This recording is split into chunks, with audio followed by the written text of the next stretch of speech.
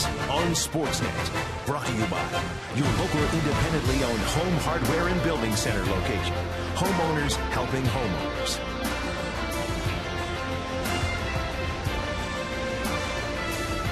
Welcome to Rogers Center as the Blue Jays will take on the Royals for Game 2 of this 4-game series. Kansas City had a season-high 11 runs in last night's game. Ned Yost Ball Club really swinging the bat. They came into this series having lost 3 straight at the hands of the Minnesota Twins. And last night we got a good look at Salvador Perez. Against the Blue Jays, they've seen too much of Perez already in his young career. 7 for 17. Hit a homer last night, a 2-run shot off Ricky Romero. He is a good-looking young catcher, just 22 years old. Gordon Escobar Hosmer, top of the order. Billy Butler's the all-star. He's the cleanup hitter, and they are set to take on Brett Cecil. Takes the mound for his 4th start of the season. Will be looking to rebound after his last start as the Angels' big bats reached him for 8 runs, 5 1/3 innings. This after allowing just 3 runs combined in his first 2 starts of the season. For his career, Brett is 0-1 in his 2 starts versus the Kansas City Royals. Alex Gordon, the left fielder, starts things off and takes the ball upstairs. Gordon in last night's game was 2 for 5 and a couple of singles. He drove in a run. Does a good job from that leadoff spot. That's what Ned Yost says he's looking for. He's looking for a good on-base percentage. And Alex Gordon certainly has that. 370. He's a patient hitter, and he's been a hot hitter of late. 75 average over his last 21 games. And a breaking ball strike. Cecil's ahead. Well, it's no mystery that Blue Jays need a good start. They need somebody to pitch deep into a ball game, and that hasn't occurred that frequently of late. Fouled off the glove of Mathis. Deep into a ball game, and they need him to shut down some of these teams. The Angels were in here. They scored a ton of runs. And then in last night's game, like you mentioned, the Royals with a season-high 14 hits in the game to go along with their 11 runs.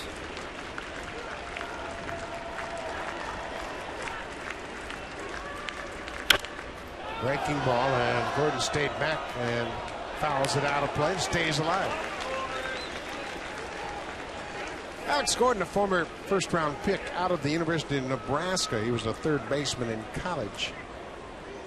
He had moved him into the outfield, and boy, that has really freed up his mind. He's become a very good player since he moved into left field. Changeup bounced on the plate. You know, that's what you can do when you've got a lot of young players, everyday players coming through your system.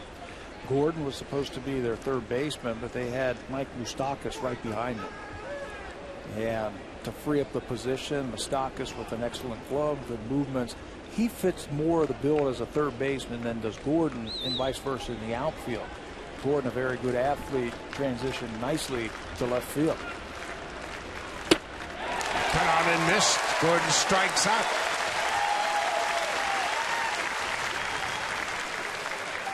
Well, it looked like a breaking ball from Brett Cecil. Not the ideal spot where you want to throw it. He's been throwing a lot more curveballs this year. And that one hung over the plate, and he was able to pick up the strikeout.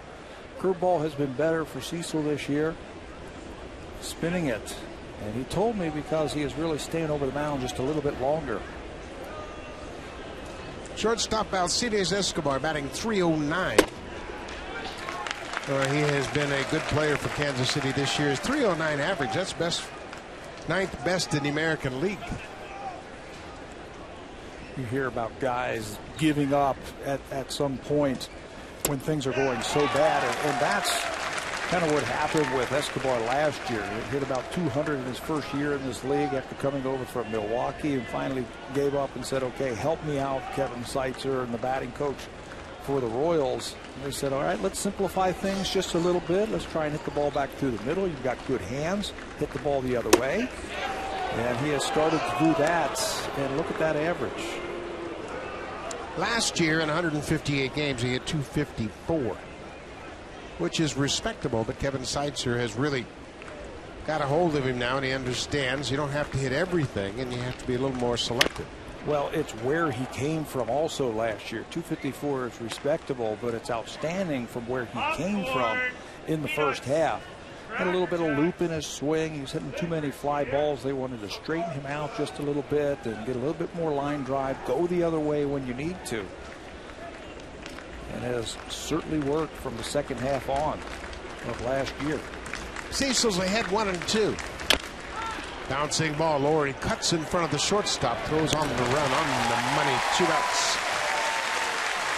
Let's take a look at the scouting report for tonight's starter. Brett Cecil, brought to you by Home Hardware. Homeowners helping homeowners. There's the pitches. He's got all of them. And one of the things he's doing different this year is throwing fewer fastballs this year as opposed to last year, but more curveballs. He's got a better curveball, and his changeup is a little bit better.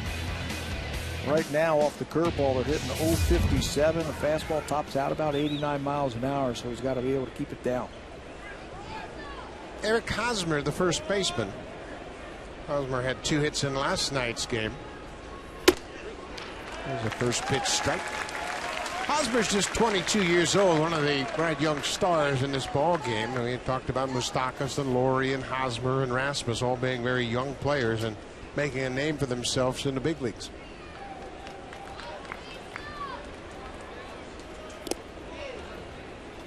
Young, talented players, and we talked a little bit about it about Brett Laurie, and players that are finding failure at the big league level, and they've never failed in their career.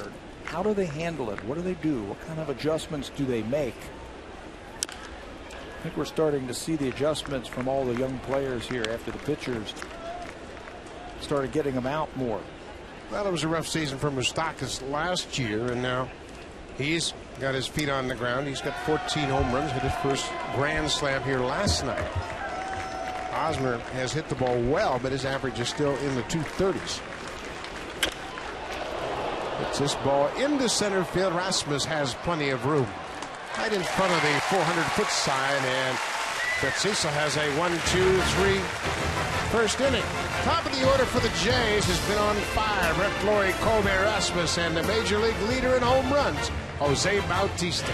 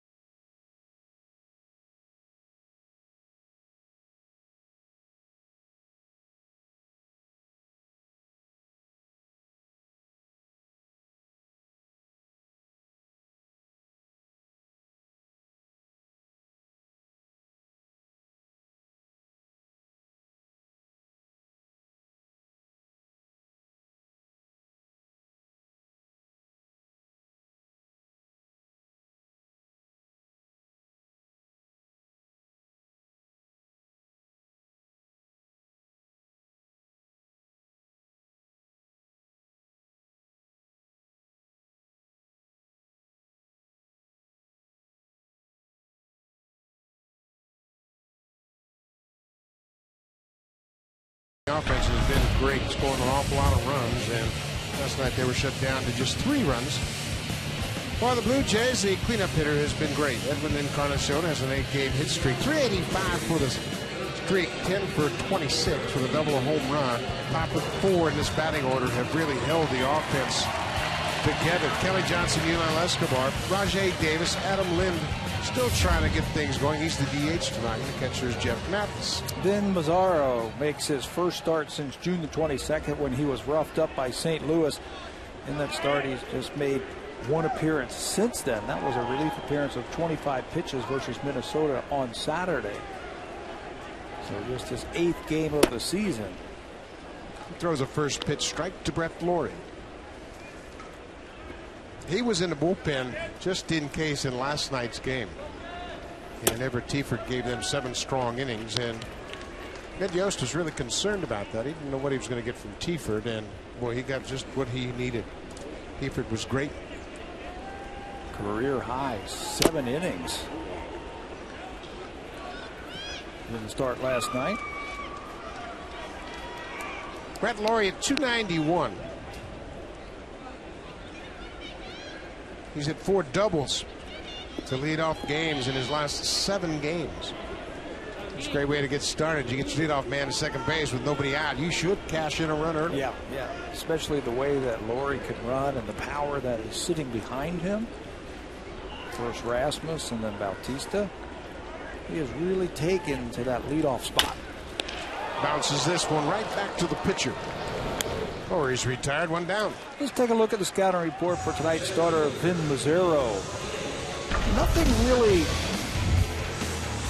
knocks your socks off when it comes to talking about his stuff. His fastball, he throws about 57% of the time, and it's about 92 miles an hour. He's got a curveball, a changeup, a slider. That knuckle curve is a pitch that he will throw that very rarely. He doesn't throw it a whole lot. It's more of a knuckle curve. But he sinks the ball. He's got a good two-seamer. He gets a lot of ground ball outs when he is on. There it is right there. Mazzaro originally signed with the Oakland Athletics. He came to Kansas City in November of 2010 in a deal that sent David DeJesus to the Athletics. Mazzaro was thought to be a fixture in that Oakland A's rotation, but it just didn't work out for him. He made 17 starts for Oakland in 2009. Went just 4-9.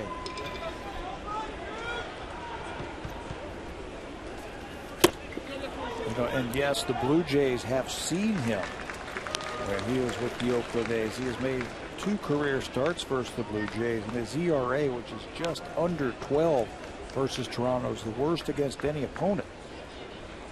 To Kansas City defense, playing Rasmus a little more to pull than we have seen teams earlier in the season. And obviously, you're going to make adjustments. Colby had a 2-homer game against Kansas City back in April. There are the numbers Pat was talking about for Mazzaro. It's just 2 starts, but a .400 opponent's batting average. That looks like it has a chance to be a big offensive night for the Blue Jays. Well, just missed the outside corner.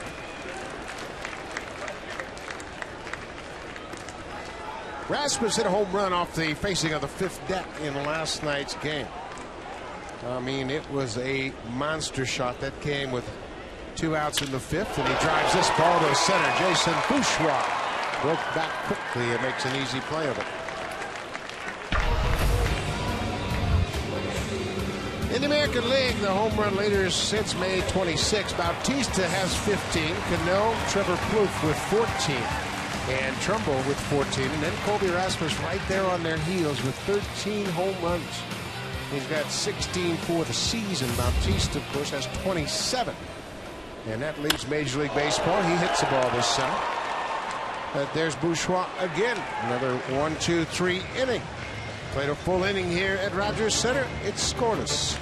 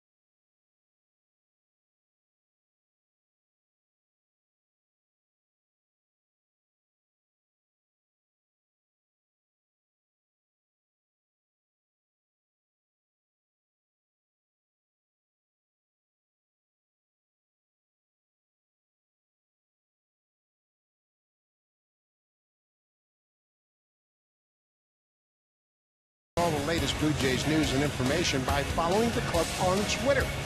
You can also submit your question during tonight's game to @BlueJays, and your question could be selected as our Twitter fan question of the night. Always a great night at the ballpark on BlackBerry Tweeting Tuesday, and you got a chance to submit your question, and we might answer it on the air. And hopefully we'll get it right. Yeah, we can answer it on the air. We just have to get it right. Billy Butler made his first All-Star team. He'll play at home in Kansas City.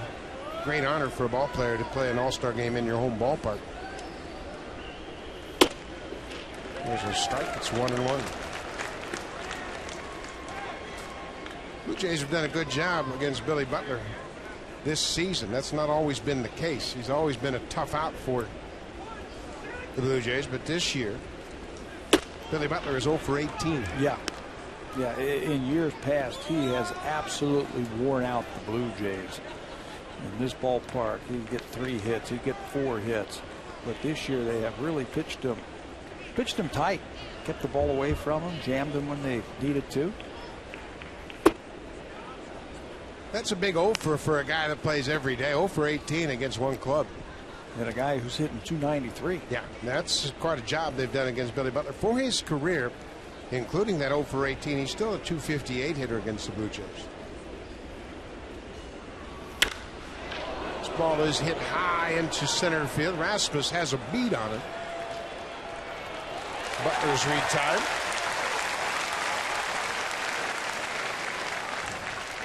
Ricky Romero, the starter in last night's game, had another rough start. Went 6 innings plus 2 batters, gave up 11 hits and 8 earned runs, and he was back at work again this afternoon. This is all about balance. This is all about feel out on the mound, how you get started, and it's all right there, right where he's working on his balance point, right there where his hands are, how he feels on the mound. He stayed after the game last night after everybody left and ran some stairs. Gabe Arancibia stuck around last night after the game after everybody was gone, and he was hitting down in the cage. I mean, you cannot say these two aren't trying to work out their problems. No, they're putting in a lot of work and trying to get back on the right track. Yuniesky Betancourt goes around. He's in the hole 0-2. Sometimes you can overthink things. You and I have both been in this situation. I went into the month of June hitting 46 one year. You just got to go out and play the game. You certainly can't play it by the numbers. I know that for a fact. Well, it's hard to stand in that batter's box and look up and see the batting average. Yeah. You just have to, like, close off your sights. Yeah, once you get to that point, you have to discount your numbers. You're just never going to get back to where you think you should be. You literally have to take it a game at a time. Yeah, and one at-bat at a time. Say, okay, today, 2 hits. And if you get 2 hits, okay, tomorrow I'm going to try and have good at-bats and see what happens. And then the next thing you know, you put your head down, you start getting into it. Yeah. 10 days later, that batting average has gone up 50 points. Yeah, I'll never forget. I got out of a cab with Ben Ogilvie at Old Exhibition Stadium, and he got the change from the driver, and he held the change out in his hand. It was 46 cents. I said, "What's that, Benji?" He says, "That's what you're hitting." And he wasn't lying either. No. And that was Canadian, too. But the exchange rate was much better back then, wasn't it? That was more like $1.30. 46. That's hard to do. It is hard to do. You know what's really more difficult is for the manager to play you when you're hitting 46. Like George Bamberger did. I really ended up hitting 270 that year. Had the best year of my life.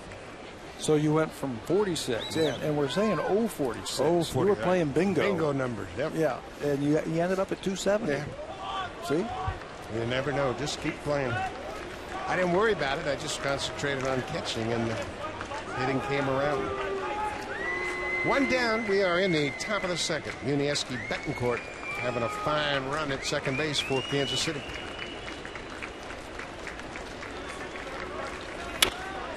Pops this up. It's playable left side of the infield. Brett Laurie makes the catch. 5 straight retired by Brett Cecil.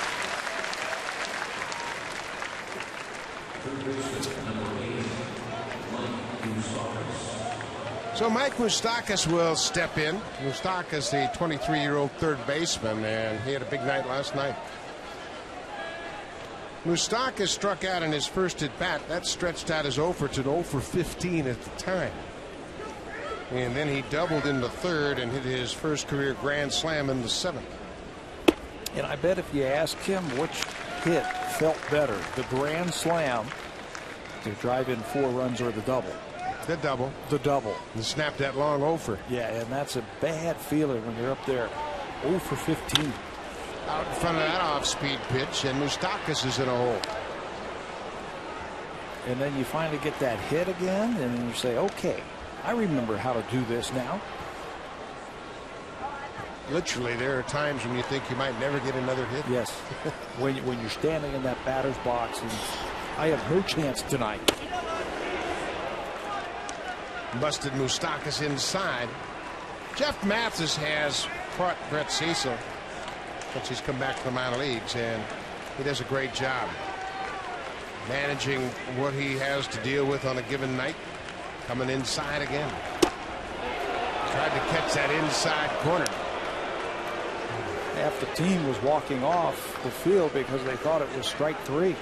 Angel Hernandez is the home plate umpire, and Jeff Mathis will give him a good look. Mathis presents a good target. You can see, always looks to see where those hitters' eyes are.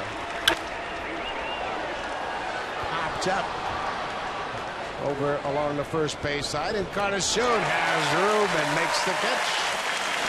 Edwin stayed with it. 6 straight retired by Brett Cecil.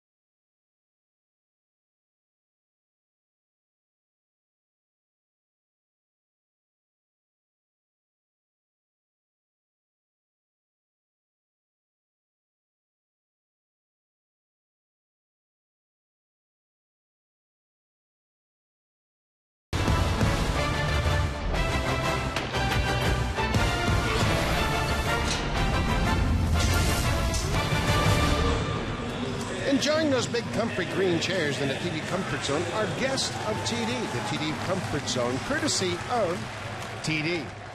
Got to pay attention down there when you're sitting in those seats, and we can speak from experience. Yeah, the field is this way. It looked like they were looking out into right field. Got to watch the batter. Edwin Encarnacion takes the first pitch strike. Edwin is tied for 6th in the American League with 55 RBIs. He's tied with Mark Trumbull of the Angels. He's also 6th in total bases, and he's on an 8-game hit streak.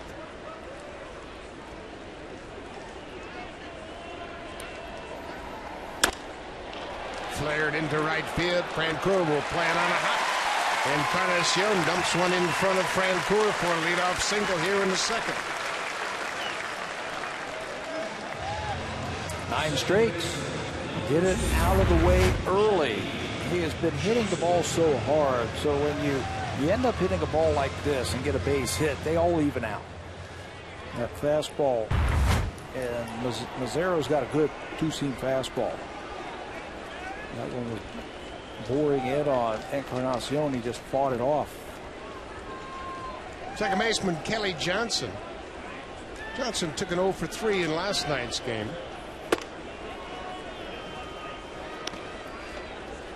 Kelly talked about the ball club and how the offense has really stayed together.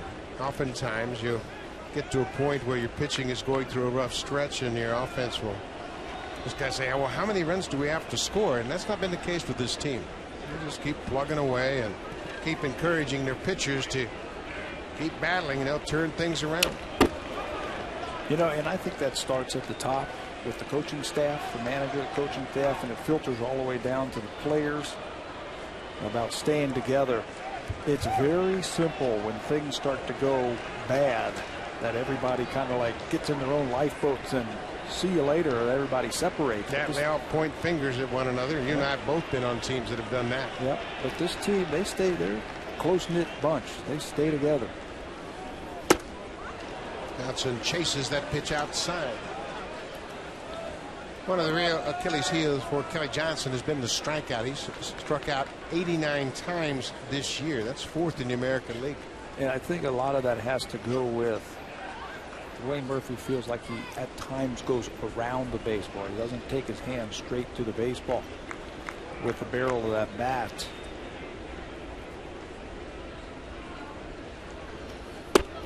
Just missed the outside corner, and Salvador Perez is going to go to the mound. They were out a couple of days ago here at Rogers Center.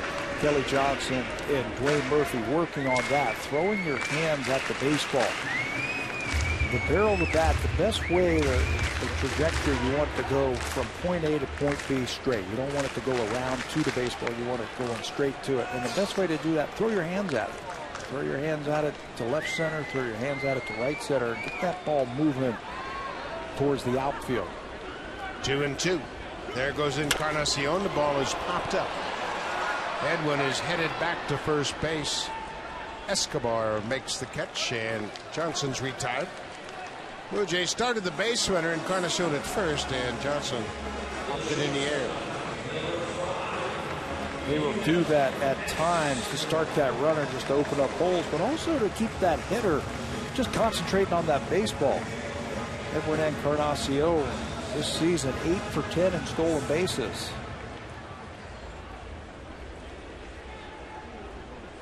Yunel Escobar has done a great job of putting the ball in play this year. It's a lot of ground balls, but he doesn't strike out very often.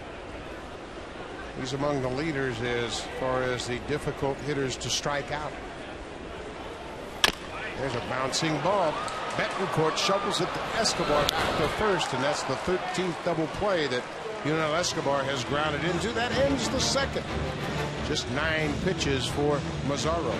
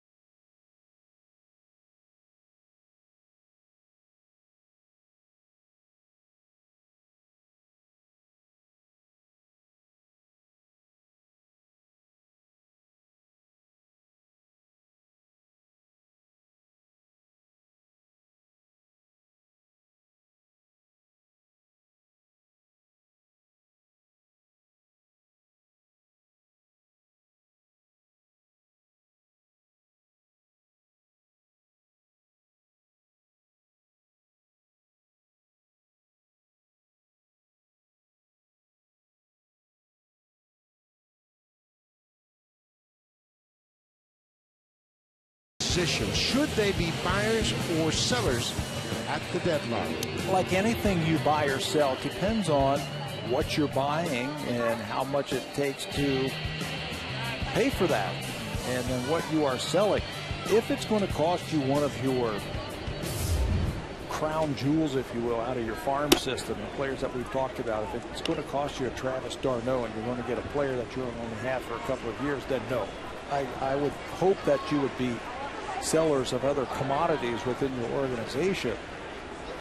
But if you're buying a guy that you think can help you and it might cost you a mid-level prospect or somebody that who really isn't in your future, then by all means you have to buy. You got to show that you think that you are in this and you have a chance to get into the playoffs. There's a couple of things that general managers have to think about. First of all, they have to be honest with themselves. You have to evaluate your situation honestly. Okay, Blue Jays are 2.5 back in the wild card standings. Jeff Francoeur gets a base hit that starts the top of the third for Kansas City. That's the good news. They're 2.5 games out of the wild card. The bad news? The bad news is there are 5 teams ahead of them. Yeah, that's a lot of climbing over teams. And when you look at it, 3 of those teams are in the American League East. The Orioles, the Red Sox, and the Rays. Then you have the Angels and the Indians. I mean, you have to be realistic about this. And, you know, I'm not trying to rain on anybody's parade, but they're not at that point just yet. In 3 weeks now, it might be a different story. Things could change like that. And it's going to change not only with the Blue Jays, but it's going to change around baseball. And remember, the Blue Jays aren't operating in a vacuum here. They're just not saying, well, we need a pitcher. Well, okay, the other 29 teams are going to say, okay, Blue Jays, what would you like? Right. You know, I say that all the time. As that ball is dumped into center field in front of Rasmus, back-to-back singles here to start the 3rd inning. I hear people talking about, well, the Blue Jays need to make a trade. They need to get a pitcher. And I say, okay, well, propose one. Give me one. Well, let's be realistic also. What are you going to give up and what are you going to get in return? If you're going to give up a Noah Syndergaard or an Aaron Sanchez for a guy who might be here, you might want to recall what the Detroit Tigers did a few years ago when they traded Doyle Alexander, or traded for Doyle Alexander, and who'd they give up? John Smoltz. Yeah, who's going to be in the Hall of Fame. As an A-ball player. First and second, nobody out. Jason Bourgeois had a 3-hit game last night, and we're going to have a little bit of a delay as this balloon is settling to the playing surface. That came out of nowhere. Is there a message on it? It's a nice little balloon. Got a little maple leaf flying on it. Now we're set. Royals trying to get something going here. Bottom 3rd of the order. Single by Francoeur, single by Perez. As we mentioned, Jason Bourgeois was 3 for 3 in last night's game. Ball on the strike.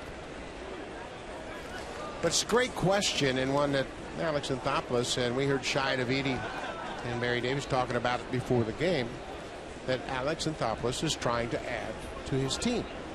And I believe that 100%.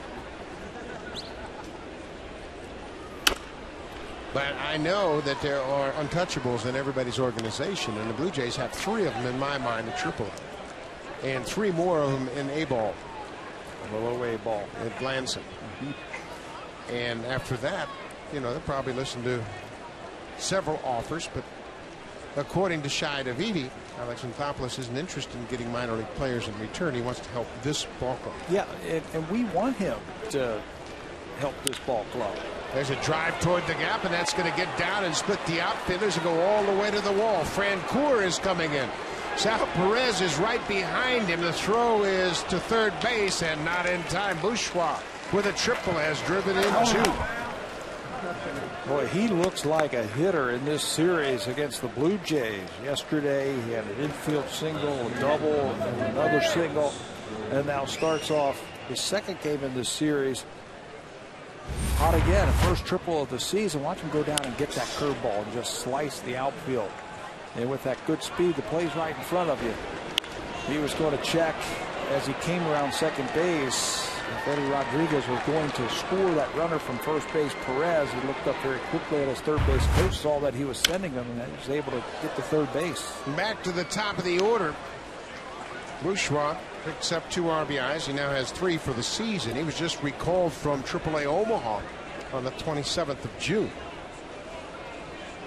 He's had 4 straight hits in this series. He was lifted in last night's game after the 6th inning.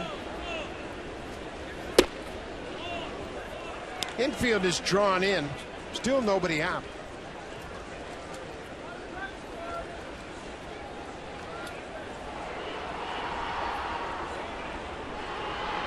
They're about halfway. They're in on the left side, about halfway on the right side.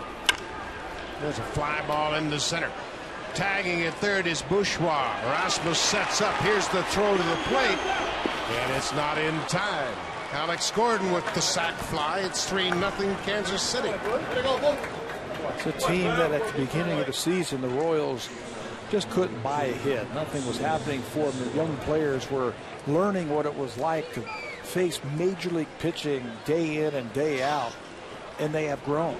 They have grown together, and they're starting to show their true colors, the talent that they have in their everyday players. Kansas City coming into play tonight, 36-42, 6 games under 500. And that's a plateau that has eluded them this year. Just haven't been able to get over that hump. And mind you, they had a 12-game losing streak in April. That really set them back and put them in a hole early. Yeah, it ends up, you take the whole season just to fight back to 500.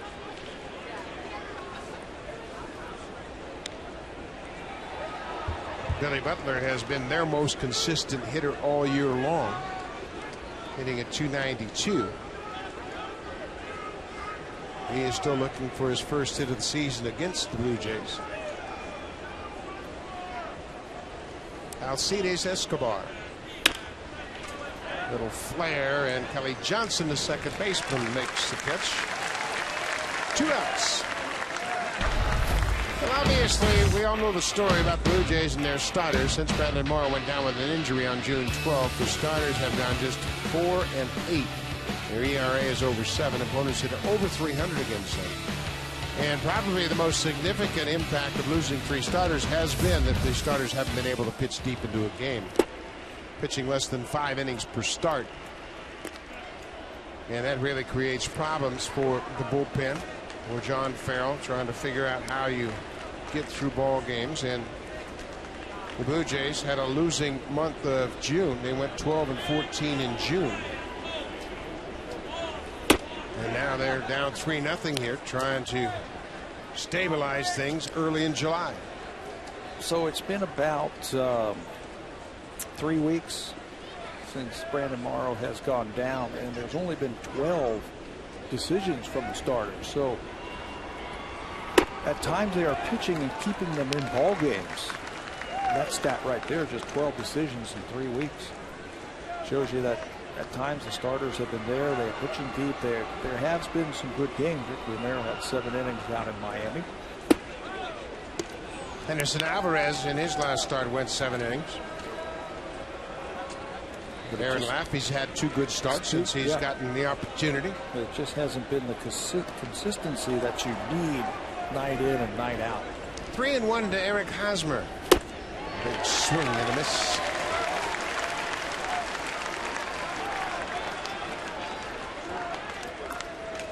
There's Laffey and Romero talking things over.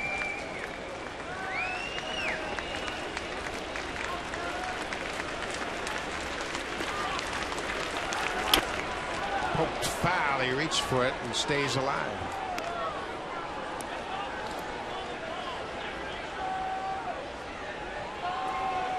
Kansas City scored 11 runs in last night's game. That was the first time they had scored 11 runs since May of '94 in this ballpark. Strike 3 call. Angel Hernandez calls out Eric Hosmer. Preciso gets out of the inning, but Kansas City with 3 consecutive hits from the bottom of the order, they put up a 3 spot and lead it 3-0.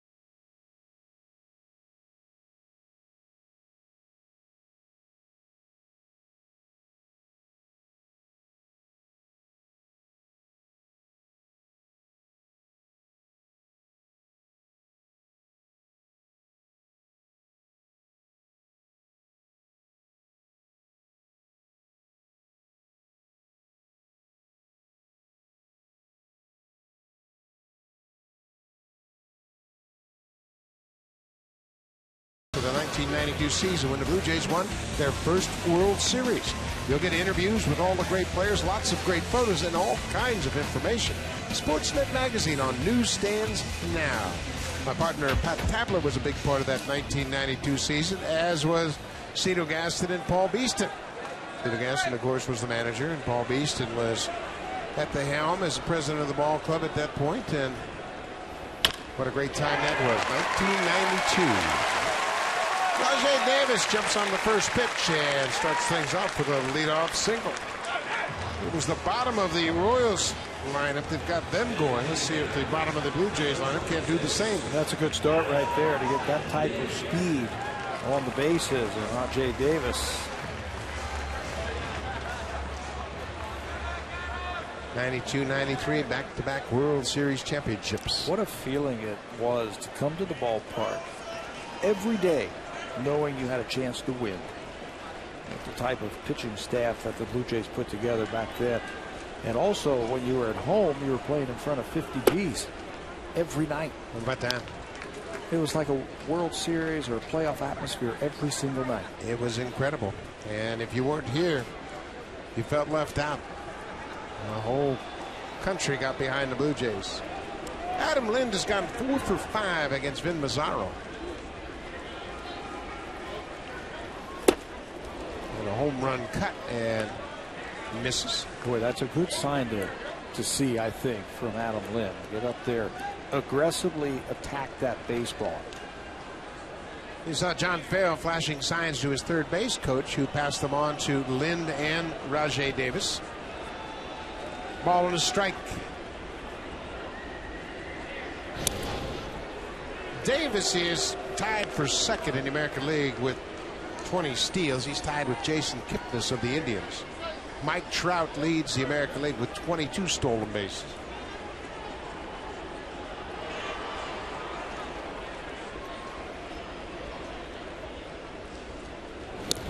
If you're not familiar with Salvador Perez, and he's a young catcher, just 22 years old, he can really throw. He's got a cannon for an arm and a very quick release.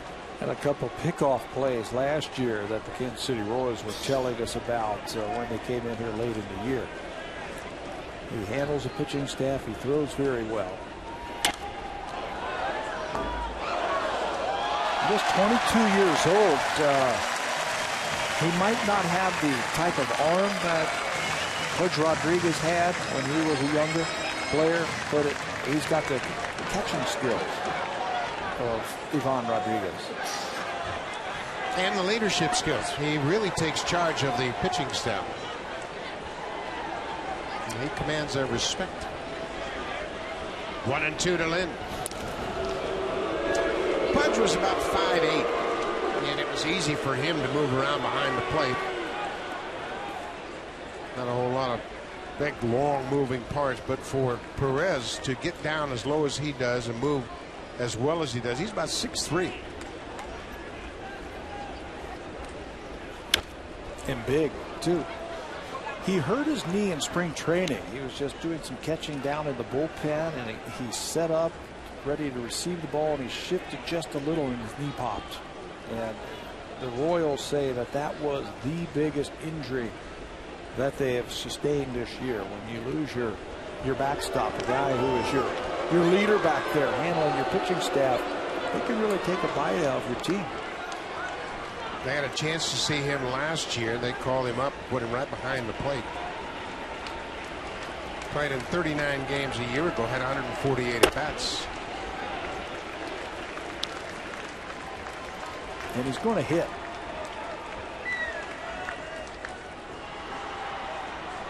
Give you an idea what they think of Perez. He played 39 games last year. He's already signed a 5-year contract.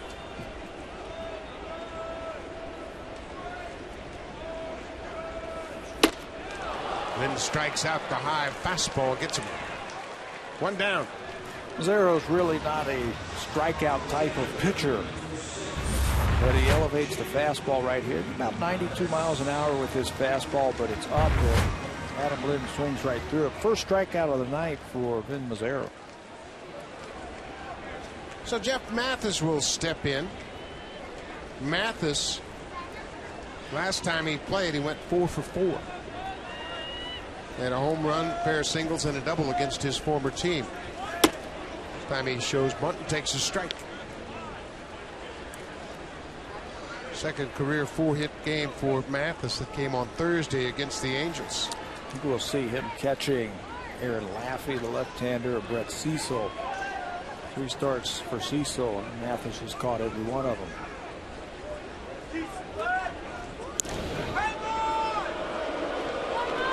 Anthony Davis trying to get a feel for what Mazzaro has over there on his move to first base.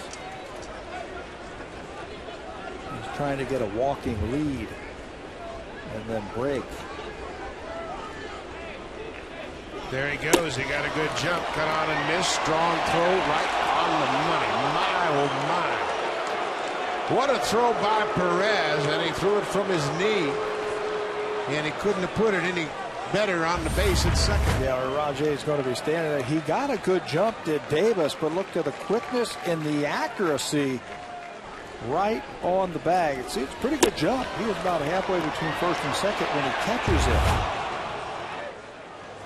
And Mathis strikes out. What a turnaround inning. Rajay Davis had a leadoff single. But Mazzaro is through the third. Kansas City with a 3-0 lead. John Farrell will join us from the dugout when we come back to Rogers Center.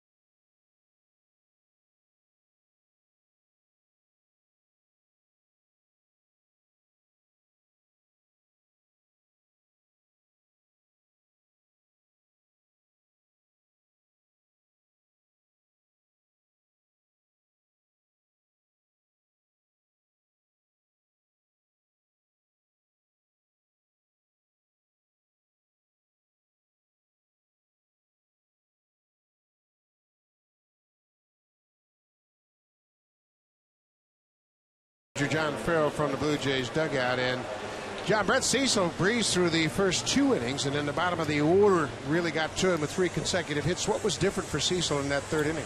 You know, Perez has swung the bat against us pretty darn well. He gets the base hit up the middle, and really the 1-2 breaking ball to Burgess didn't quite get to the spot for the 2-run triple, and then the sac fly. So they manufactured some runs.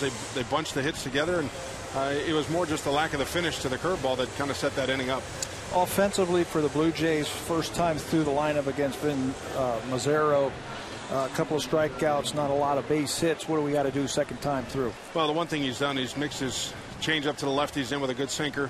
He's shown a decent breaking ball that's been able to sweep away from the right-handers. We've gone to some early action in some counts. A ground ball double play. You know, his pitch count is down right now, and Perez makes a strong throw to the throw out Rajay for that second inning, last inning. But you know, we've got to continue to grind and battle some and put some quality at bats up. John, thanks for your time. Okay, guys. John Farrell from the dugout, and the offense certainly has been able to put up some good at bats. The roof here at Rogers Center is beginning to move to the open position. There were some threats of rain in the area, but now you can see the roof is moving back, and we will have the dome open before long. Billy Butler hits it hard and deep, but foul down the left field line. I think the hitter's going to like with the roof open. It's getting a little bit lighter as the natural sunlight comes in.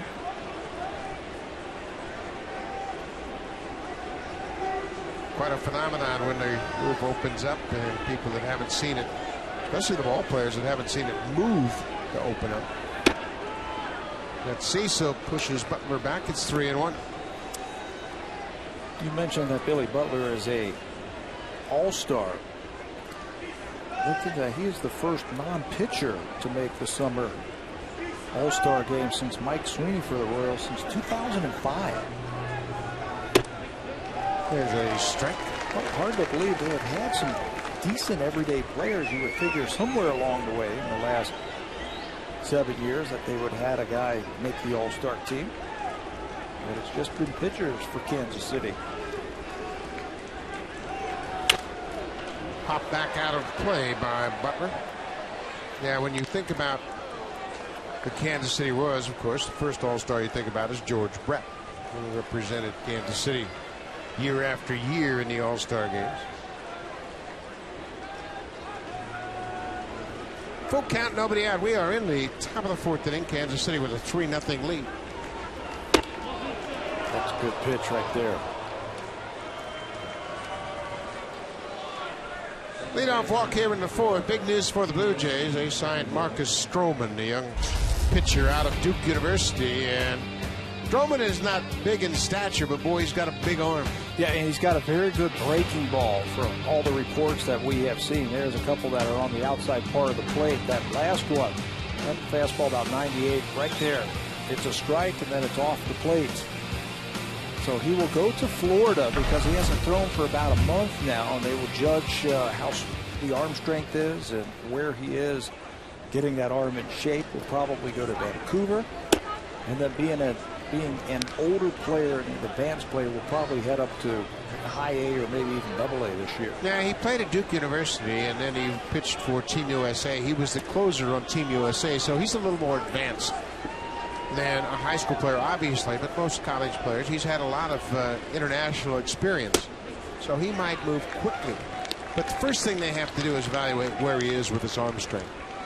So he will go down to Dunedin, check in with the Florida staff, and go through some physical training and just see where he is, and then they'll make a decision as to where they will place him. Just like a mini spring training all over again. Ground ball past Escobar into center. The first 2 reach here in the 4th inning. A leadoff walk, and now a single by the second baseman, Yuniesky Betancourt. Betancourt has been very hot. He has filled in very nicely at second base, and now they have him hitting behind the cleanup man. Billy Butler reaches out for an off-speed pitch and hits it hard. Escobar, the shortstop, just off the circle and can't come up with it.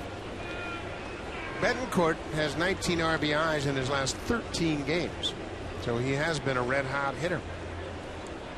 And now the third baseman, Mike Moustakas.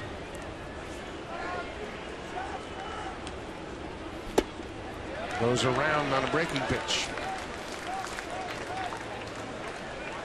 He was talking after the ball game yesterday how he can really see the ball here.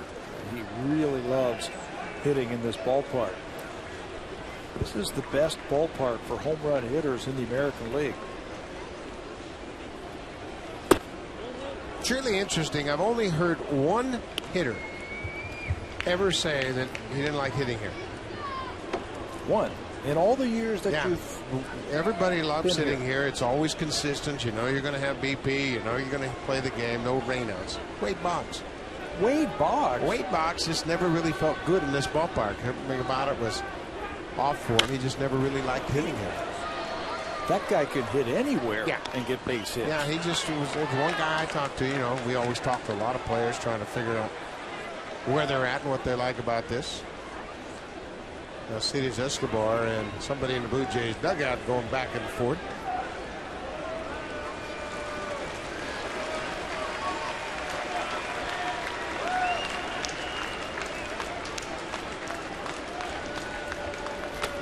Waved at and missed as Moustakas strikes out. Boy, that's a big strikeout. Just the 3rd strikeout for Brett Cecil.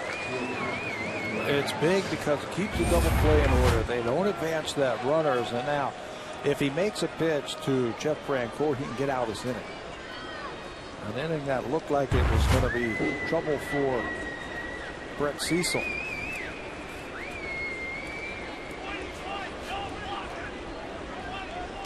Francoeur got it started against Cecil in the 3rd inning. He had a leadoff single to the left. Brett jumps ahead with the strike.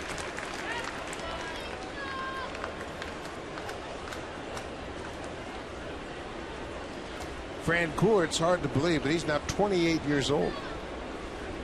He came on the scene with the Atlanta Braves in 2005. He and Brian McCann came up in the middle of that season, and Francoeur hit 370 games. Had an impact and helped them get to the postseason. They played against Houston in all 4 games of that division series that year. He was late on a fastball. Saw him as a young minor leaguer for the Atlanta Braves in spring training. Center fielder. A lot of talent. Could run. Well, he still can run. Power. You could just tell when he was an A-ball that he was going to be a big leaguer. First round pick in 2002 of the Braves. Ground ball. Laurie comes after it, and he will get Billy Butler, and that's all he's going to be able to get. And the Blue Jays get the ground ball, but it wasn't hit hard enough for a chance to turn 2. And Laurie, and you got to give Billy Butler credit. He made a nice play on that just by stopping and eliminating any chance whatsoever of the Blue Jays turning 2. If he continues to run, he's going to run right into a double play, but he stops right there and he makes Laurie tag him out. And that allows Francoeur and Betancourt to reach base safely. I don't think they would have been able to turn 2. Yeah, there's not much else Laurie could have done because he had to wait for the ball. Francoeur got jammed, and now Perez hits one off the end of the bat. And the inning will come to an end. Good job by Brett Cecil. A leadoff walk and a single, and he keeps the Blue Jays, or keeps the Royals from scoring.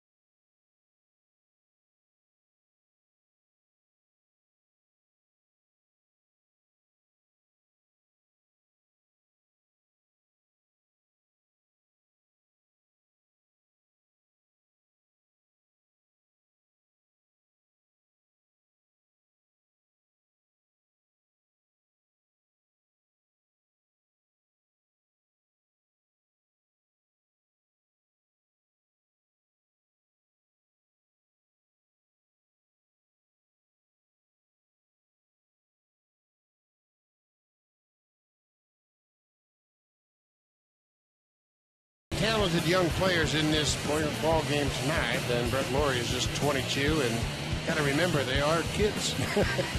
But he is very talented. He can do a lot of things. He's one of those guys that you can say, hey, Brett, you ever play football? You ever play rugby, soccer? The only thing I've heard him not play is didn't think he played hockey. Which is kind of interesting, but his father was a rugby player, a very good athlete in his own right. And now we have seen all sorts of marvelous skills from Brett Laurie on the baseball diamond, that's for sure. I see him do the hockey thing in the punting rounds around the batting cage, you know, and they're smacking the ball around. The teams are bunting. The guy stands up there and first pitch they punt, and then they act like hockey goalies.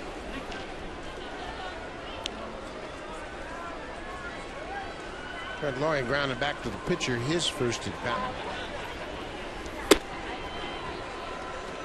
Laurie's average at 290. He and Edwin Encarnacion both hitting 290 or higher. Encarnacion at 294 currently leads the Blue Jays. Laurie needs to get on. Top of this batting order has been a nightmare for opposing pitchers.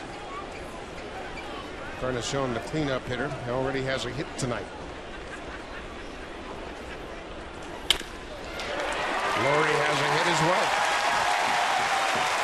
Leadoff man's aboard here in the 4th. Ball out over the plate. 50 runs scored for Brett Laurie. That's the most of any third baseman in the American League, and he gets it started again here in the fourth. Fastball away, and he just rips it right back through the middle. That's his 90th hit of the season. A couple of good young players talking it over there at first base. 90 hits, that leads the Blue Jays.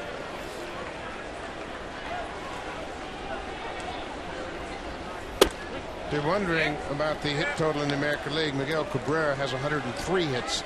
That leads the American League. With 90 hits now, for the moment, Brett Laurie has tied Prince Fielder and Diaz of the White Sox. He's in the top 10. There's a beautiful bunt off the bat of Colbert Asmus, and here they go again. The Fab Tour at work.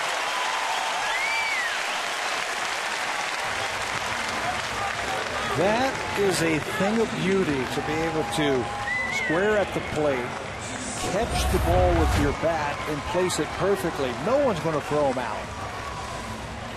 Even the finest fielding third baseman, an Evan Longoria or a Ryan Zimmerman, they're not going to throw him out because that's placed perfectly by Rasmus. Well, what a combination, speed and the ability to bunt, and he's also got 16 home runs, and he's hitting 2 in your lineup. Yeah, where do you play on the infield? If you're a corner infielder, do you play in? You play back, respecting the power? And he knows that he's got to get something started here. After that leadoff single by Laurie, drop a bunt down, and now the big home run hitter comes up as the tying run. Bautista's 27th home run came in the 3rd inning last night. Way outside. Well, this is the one thing about the Blue Jays. They can strike quickly. They had 2 home runs last night. They have now hit 2 home runs in 6 straight games coming into this game.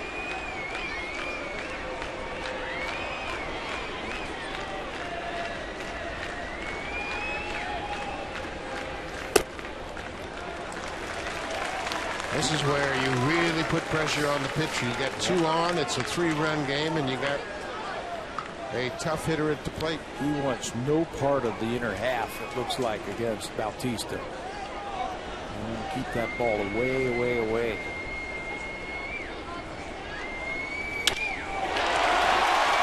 Might have caught it off the end of the bat. Laurie is going back to tag up at second. The throw will come into second. And Bautista's retired. Laurie moves up 90 feet. They kept the ball away, and Jose hit it off the end of the bat.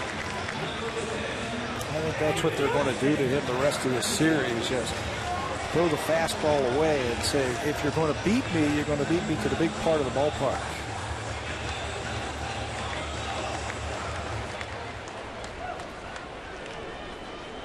Ben Mazar now with 1 out. He's still not out of the woods. Edwin Encarnacion had a single to right his first time up. Blue Jays need to cash at least 1 in right here. Perez with a good block. Rasmus thought about moving towards second, but Perez smothered that ball. We've said it a couple times already in this series what a big man he is, but how picture perfect that was. I mean, you see how the shoulders were slumped over the ball, so when it hit his chest protector, the ball goes straight down. Not necessarily trying to catch the ball, just block it and keep it in front of you.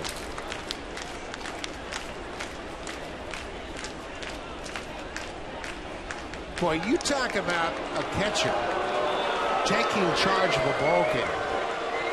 Remember, this kid's 22 years old, but watch how he gives his target and then puts his judgment on the line, saying, right here, give it to me down and away. I mean, he's emphasizing where he wants it. So he takes all the doubt away from the starting pitcher. He said, listen, this is where I want it. It's on me. Just trust what I do. So the pitcher doesn't have to think about theory. He just thinks about execution. And what does that do to a pitcher?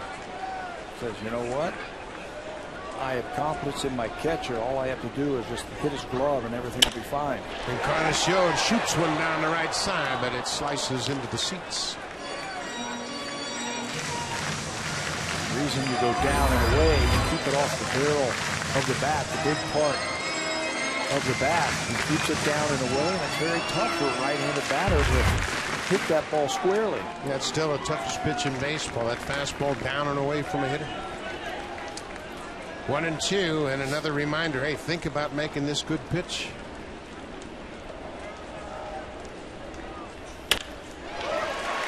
Knocked down by Escobar at first, not in time. Escobar, the shortstop, knocked it down. Rasmus, with great speed, eliminated any chance for him to go to second. And by the time he got it to first, it was too late. And he went in hard at second base, trying to spike Betancourt by accident. Breaking ball, and Encarnacion hits it into a good spot. Escobar is an excellent fielder, just 8 errors this year. He tries to make the circus play. Knocks it down, really no play at second. Tries to go across the field, and the good speed of Encarnacion beats it out for an RBI. Edwin is 2 for 2 now, and Blue Jays have cashed in at least one here. Rasmus at second, Encarnacion at first.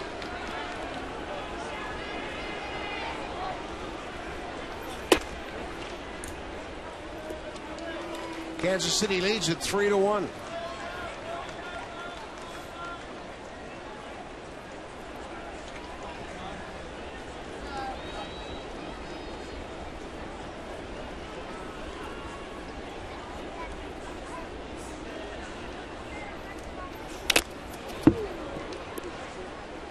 With the left-handed hitter Johnson at the plate. The shortstop is setting up right behind Rasmussen.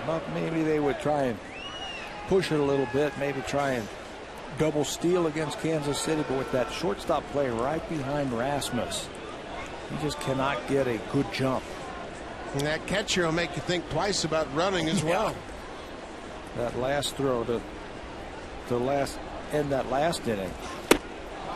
Off speed pitch, and Johnson strikes out. Looks like a breaking ball down and in.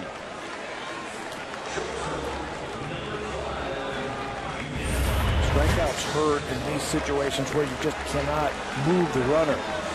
Navarro spins a breaking ball, and Kelly swings over the top of it. Third strikeout for the Royals right-hander. You know, Escobar grounded into a double play to end the second.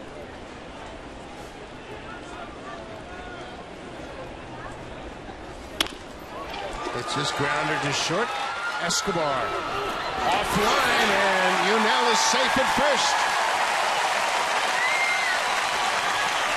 They give him a base hit as Alcides Escobar had the goal in the hole at shortstop and then load in a hurry, and when he did, the throw was offline and might have been late as well. I don't think he had the type of grip he needed to throw the ball across the infield. You see a lot of baseball in that replay, and that ball really sails on him. Hosmer tries to sell it, then he tagged Escobar, but he missed it by a mile, and he also came off the bag. So it'll go as an infield single. A couple of well-placed balls this inning. They had an infield single on the bunt by Rasmus, Encarnacion, and now Escobar. Bases are loaded for Rajay Davis. 2 outs. Upstairs. Davis had a single that started the third inning.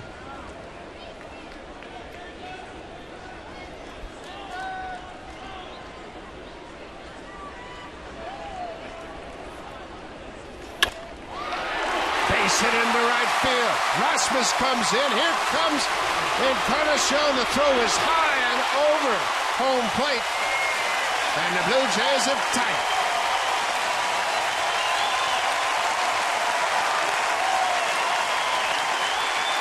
Rajay Davis with a 2-run single to right. How's that for being clutch? Davis, a couple of singles tonight. This is a big one. 2 outs, inside out, and it gets it just past Hosmer at first base. This is one of the better throwing outfields in baseball. They lead with 20 outfield assists. Here comes Francoeur. He's going to try and get Encarnacion, but the throw is high. And that throw, missing the cutoff man, allows Davis to get to second base. Escobar ends up at third base. And the Blue Jays have tied it up with 3 here in the bottom of the 4th. And as we've seen all season long, the top of the lineup is what got it started. Yeah, got it started. Laurie with the single, then the perfectly placed bunt. And you can just feel the pressure mounting from Mazzaro, the pitcher. Brett Cecil back in a tie ball game. Adam Lynn struck out on a high fastball. We mentioned Lynn coming into this game 4 for 5 with a home run against Mazzaro. See it. John Farrell was telling us to the lefties he's been throwing a very good changeup. There it is. 87 miles an hour. You want to see that pitch first and try and drive it right over the shortstop's head.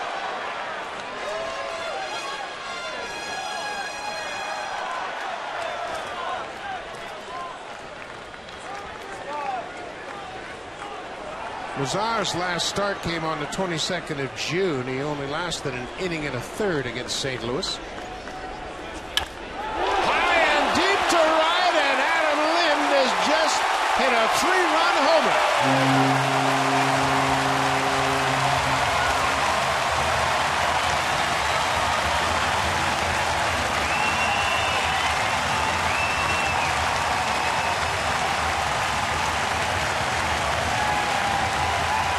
Mazzaro throws a good sinker, so he keeps the ball in the ballpark, but that's the first home run he's given up this year. That was a nothing breaking ball over the middle of the plate, and it really sped up Adam Lynn's bat. Remember his first at bat when he was very aggressive? I think that helped him right here. Ball spins over the middle, and with one swat, he puts 3 quick runs on the board for the Blue Jays. Home run number 6 for Lynn. And Jeff Mathis will be the 9th man to bat in this inning. Well, what a pretty swing by Adam Lynn.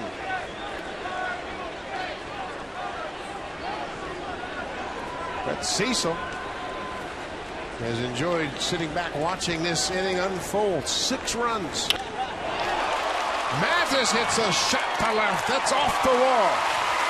Jeff Mathis with a big turnaround first, but he'll hold up right there. Alex Gordon played it very well, and Jeff Mathis with a ringing single off the left field fence. Well, that ball was just hit too hard to even try and think about getting a double on that one. Reaches out and smokes it to left field. Gordon, you're right, just turned right around. There it was. And he too has 6 outfield assists, and he wasn't going to let Mathis get in the scoring position.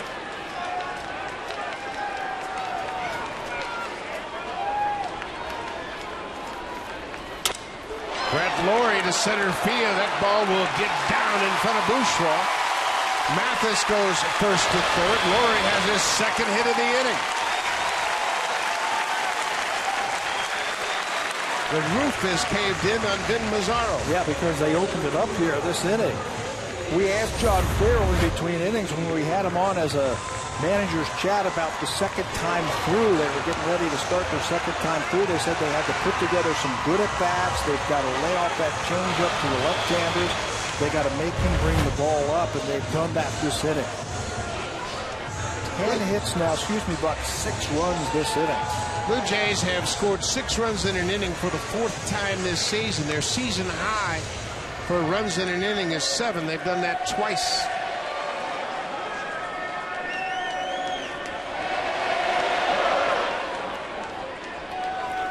Rasmus has homered in back-to-back games.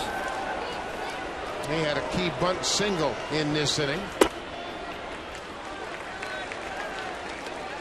Wouldn't that be nice? A bunt and a homer in the same inning. Yeah. He is right on top of the plate. Really no place for Mazzaro to put him. He's got to challenge him. Looked something off, and Rasmus was out in front. You know he doesn't want to face Bautista with the bases loaded, so he's got to pitch to Rasmus.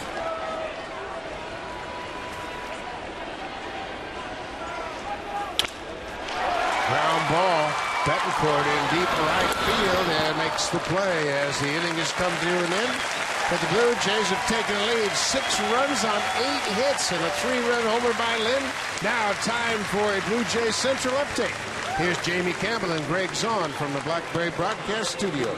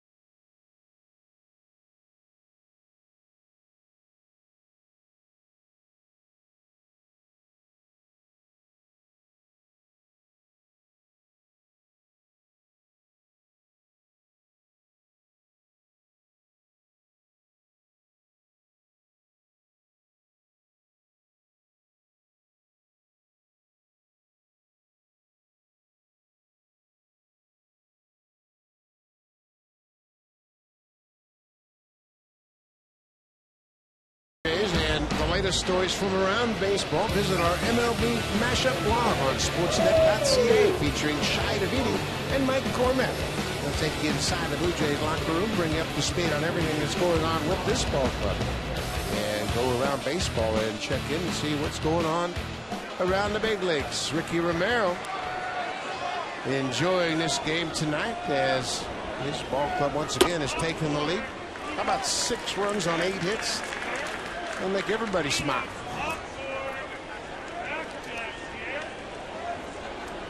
Jason Bourgeois, he has liked what he has seen here at Rogers Center. He hits this ball into center. Rasmus over quickly makes the catch. 1 out. Let's check in with Jamie Campbell.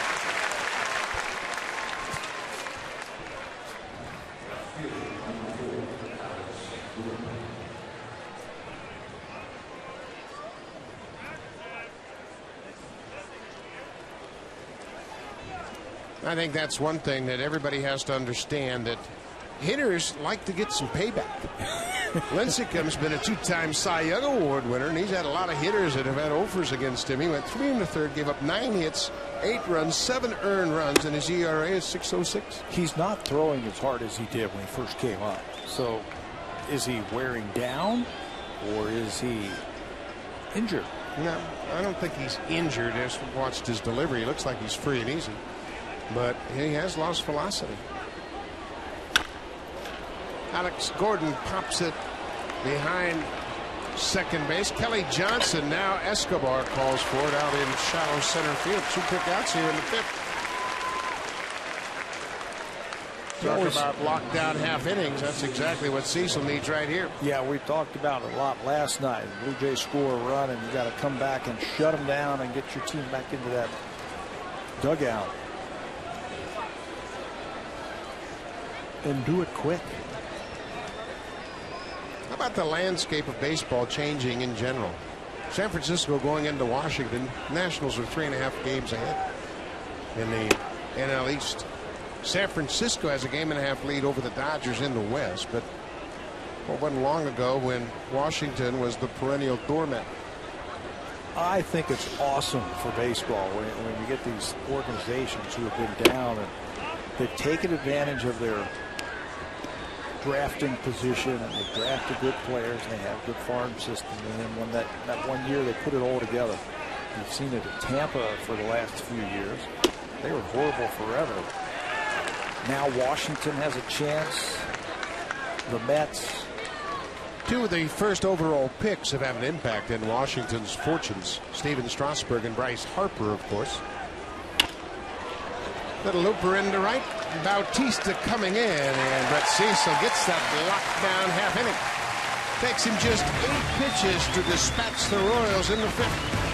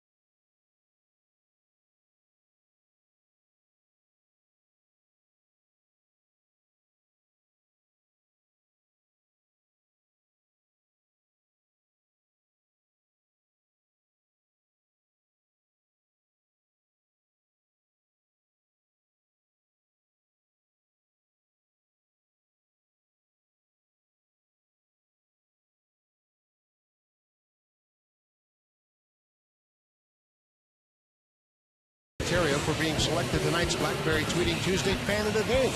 Steve says, my daughter's only 6 weeks old, but she's already been to 2 Blue Jays games. If you'd like to be selected as a Blackberry Tweeting Tuesday Fan of the Game, send us a picture and tell us why you should be selected. For more information, log on to bluejays.com/fan of the game.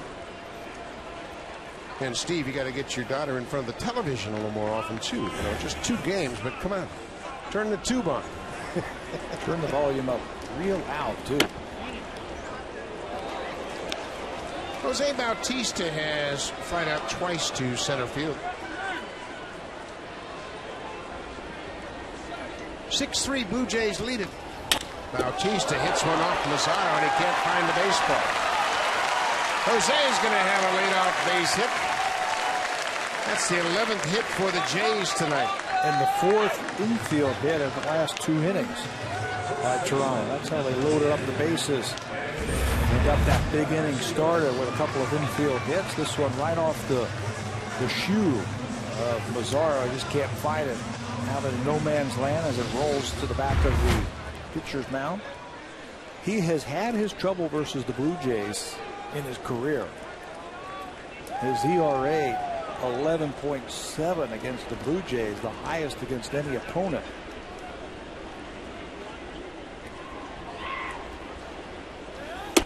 Edwin Encarnacion's had a perfect night. His average up to 297.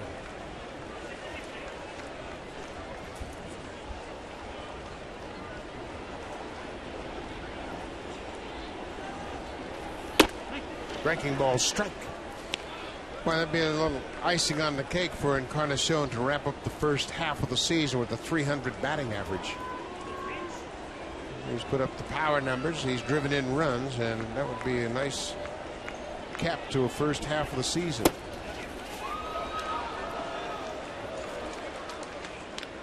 Edwin Encarnacion coming into this season was a 260 career hitter.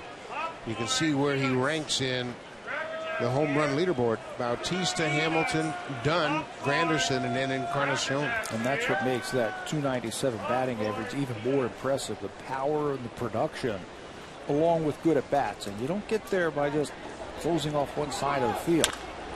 Ball is hammered to left, but Gordon is there and makes the catch. That's the hardest ball he hit tonight, and first time he's been retired.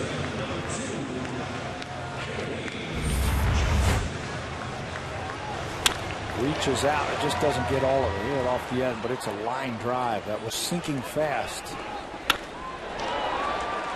Encarnacion 2 for 3 now. Edwin hit .289 for the Reds in 2007. That's his career high for a single season. I think he has higher expectations of himself this year. Well, he has hit from the first day of the season. In spring training, he was raking. Then he carried it right into that opening series against the Indians. Kelly Johnson with a bunt to third, and Moustakas will have to put it in his back pocket. Kelly Johnson gets on the hit parade. Popped out his first time, struck out his next time, and when there's nobody down at third base, you can see from that shot right there, there's nobody there, and it's easy pickings. Drop it down and pick yourself up a base hit. 12 hits now for the Blue Jays. Bautista at second. He had an infield hit off the pitcher's foot.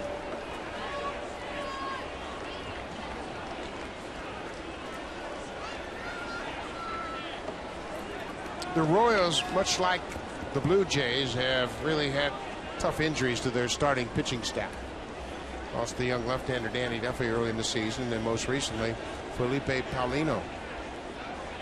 They have lost a couple of key starting pitchers, and they've lost their closer for the season as well in Joaquim Soria. Some of the young pitchers that they have in their system haven't developed like they were hoping. The last 5 years or so, they've really concentrated on drafting and developing everyday players, and they've done a great job of that. Now they need to draft and develop some pitching to go along with it, and they are going to be a team to contend in the Central. Well, they look like one of the old-fashioned Royals teams with speed, good defense, and line drive hitters. Yunel Escobar jumps back from an inside heater. Thinking that they're going to go away, but they try to come in, and that surprises Escobar. Bounces out of the way. They have a good young pitching prospect in Jake Odorizzi, who came over from the Milwaukee Brewers as part of that Zach Greinke deal, and he might be close to joining this team. They might see him second half of this season. Gloved by Moustakas, and he tags the bag. Well, what a good play by Moustakas. He backhanded it, knew that he had to get to third base in a hurry, and he just extended out and dove and tagged the bag with his glove. He's got great reactions at third base. Watch how quickly he gets to this ball and then smothers it.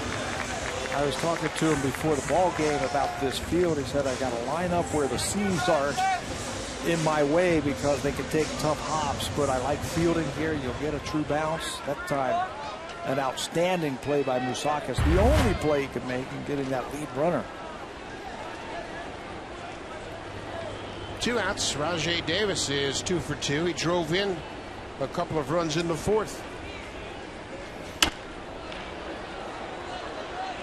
I like multi-sport athletes, and that's what Moustakas is.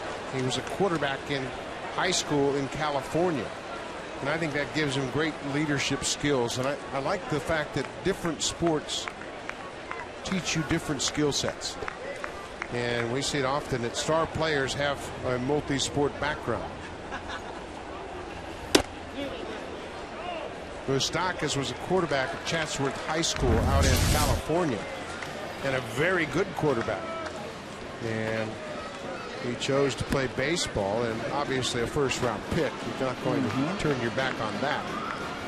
But he is really a very fine athlete, and we have seen him make some good defensive plays throughout his young career. So throwing that pigskin around is nothing new to him.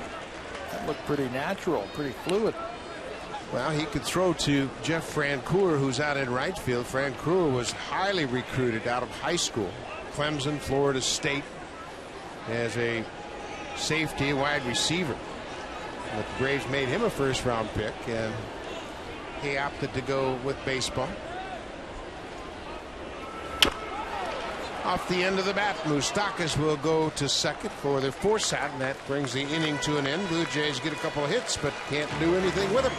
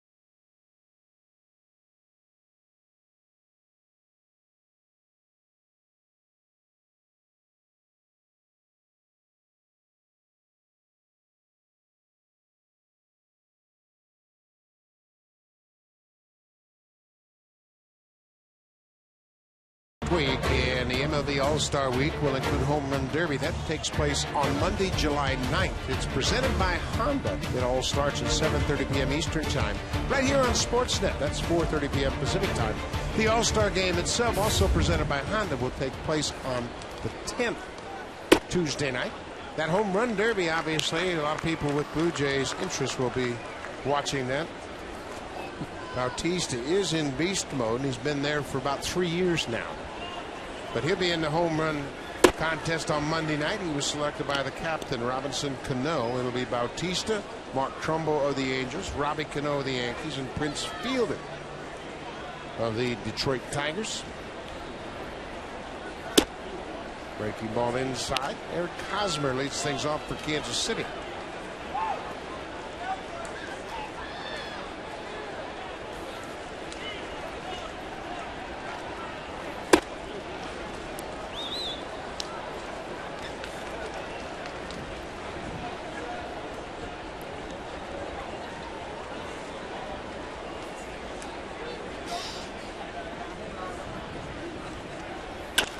This is popped up behind shortstop. Escobar going out. Rajai Davis coming in, and he makes the catch. Outfielder called off the shortstop, and Davis records the first out of the inning. This game started out with the roof closed here at Rogers Center, and the threat of rain has diminished, so they have popped the roof open. It's a nice night. It's a great night for baseball. Great night so far for Brett Cecil. He is mixing up his pitches quite well, throwing the ball inside and outside. He is working quite nicely with Jeff Mathis behind the plate. Those two together are together in one mode right now. Billy Butler has gone 0 for 1. He's also walked, and he jumps on that breaking ball but shoots it into the seats.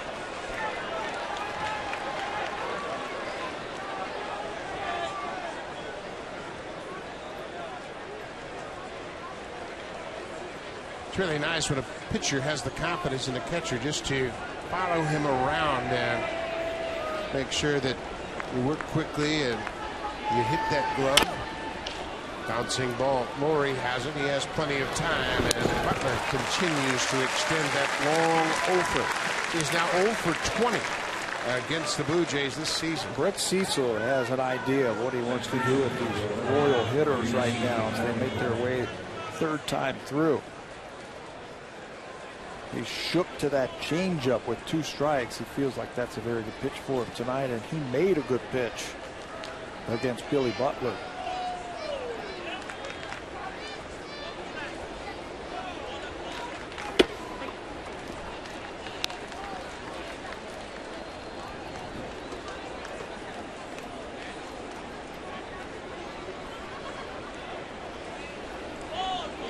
Unieski Betancourt pops this one up.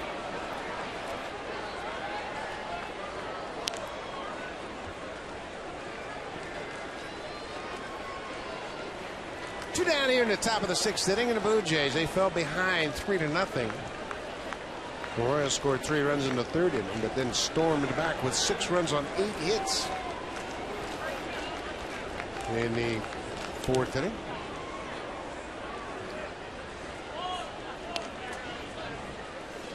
That 6-run inning was keyed by an Adam Lind 3-run home run. He is anxious to get that stroke back.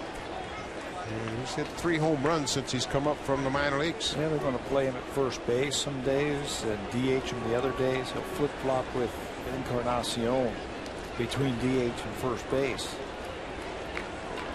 A little bit more aggressive than what he was at the beginning of the season. Got a good chance to play early in the season, but really never got anything going with the bat. Ended up hitting 186 and was sent down to minor leagues. And he talked about the process of rebuilding his approach at the plate. First thing was to just get into some rhythm. Get rhythm and timing, get comfortable again, and in that AAA atmosphere, obviously you're not concerned about putting up big numbers. No, you can't worry about your numbers. And he just went up there trying to find something that would work, a stance that would work for him. He might have even gone through a couple of different stances per at bats just to find something that works. Nailed up his base just a little bit more. But for me, that what I have seen, he's been a little bit more aggressive, swinging a little bit harder. Another big bouncing ball to Laurie at third. Ford is retired. Another 1, 2, 3 inning for Brett Cecil. He's retired 7 straight. When we come back, Adam Lind will lead things off. This is what he did his last time up. A long 3-run home run, part of a 6-run fourth inning.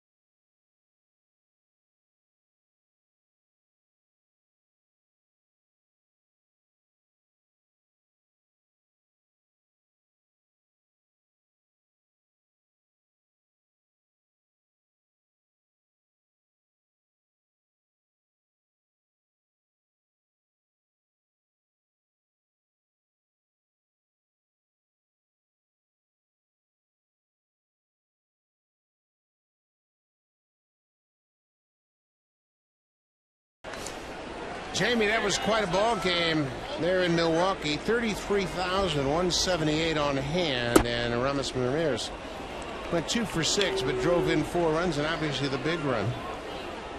Ron had 2 hits and drove in 3 runs. Corey Hart had 3 hits. Ricky Weeks had 3 hits, and it was quite a slugfest there in Milwaukee. Heath Bell has not had it working right now for the Marlins. His ERA, 6.39. That's his 5th blown save, and he is 2-4 on the season. Not exactly what they signed up for in Miami. Lynn with a 3-run home run his last time up. Shoots this one to left. What a pretty swing that was. Stayed back on the breaking ball and just slapped it to left. Got to be able to throw your hands at some pitches. That's exactly what he does. Just throw the hand, the barrel of the bat will follow. And pick up your second base hit. Isn't it interesting how sometimes it can look so easy and other times it's impossible? Yes. Right there, that ball was probably a foot outside, but because he stayed balanced and he could reach it, he just slapped it to left. Yeah, it looks easy from up here, but it's not. Oh, it's really easy from up here. Jeff Mathis bunts right through it. Mathis had a single in his last at bat. He's 1 for 2. You know, that's my dirt theory. The farther away from the dirt you are, the easier the game becomes. You get in the dugout and the game slows down substantially. You get into the seats behind the dugout and it really slows down. But boy, when you get up here to the broadcast booth, this is the easiest game in the world. That ball gets away from Perez, and Lind will jog down to second. Even when you are standing around that dirt, like you were just talking about during batting practice, the game is very fast. That time a little bit too fast for Salvador Perez as he can't come up with that pitch in the dirt. Yeah, he didn't have a very good approach at that ball in the dirt. was trying to backhand it with the glove, and that cost Mazzaro a wild pitch. Ball in the strike to Mathis. It's this ball into center field. Lind is going back to tag up, but it's too shallow. He'll have to stay put. Want a better tasting burger? Then step up to the plate for a Sirloin Uncle Burger at A&W. Made with 5 ounces of juicy sirloin, it's a taste of burger bliss.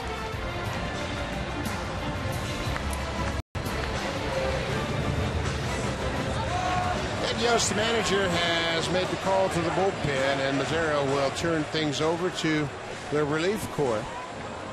He has been roughed up here tonight. 6 runs on 13 hits, and Lind is his responsibility. Pitching change when we come back.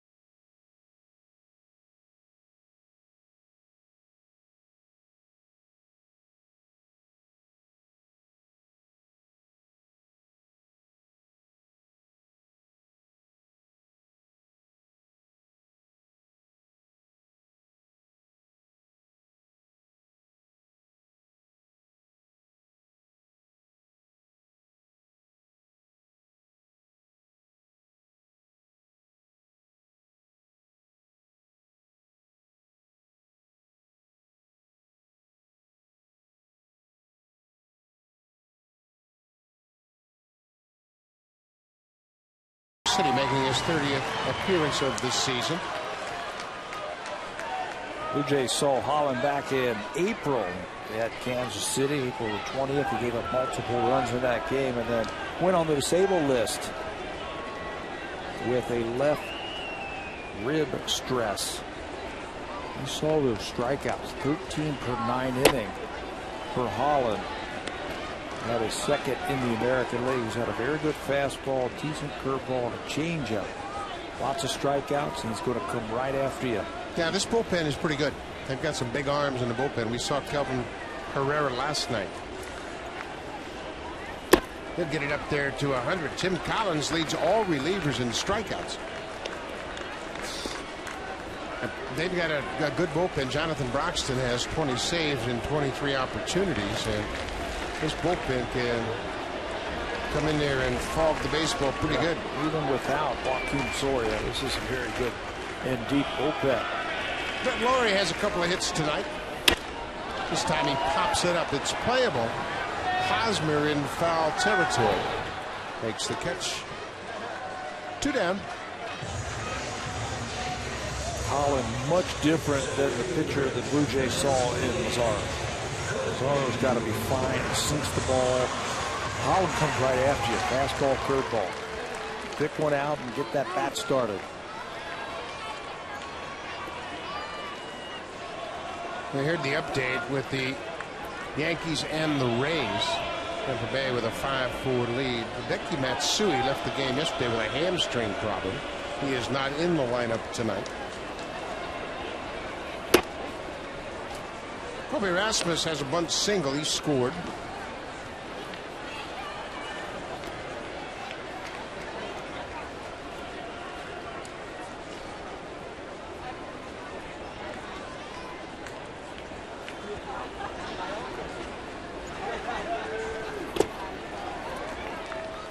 Colby Rasmus with 16 home runs, and his 16th was a beauty. It came last night in the 5th. Down and in off the left-hander, and he crushes it right off the 5th deck.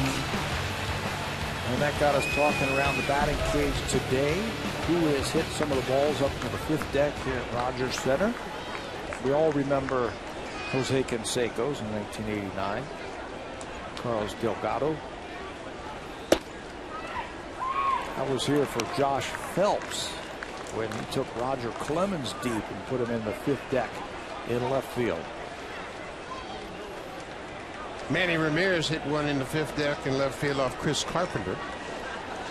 Sean Green has one up in, at least one in right field 5th deck. Unfortunately, we can't call Colby's shot last night a 5th decker because it just hit the facing of it. We needed about 2 more feet. But the impressive thing about his home run last night, it was a line drive. It got out of here in a hurry.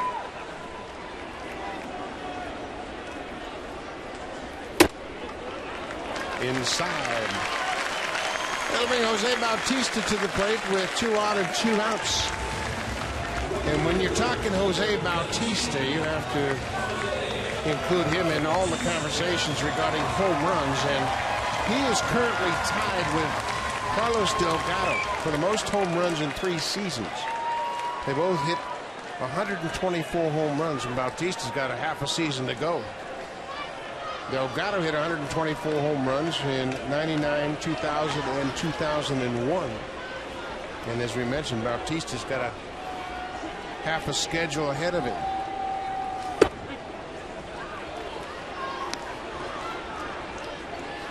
Bautista could lead the majors in home runs for 3 straight years. That's amazing. That's amazing.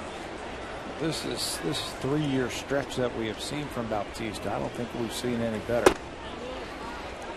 by a Blue Jay player. And there have been some good players come through here.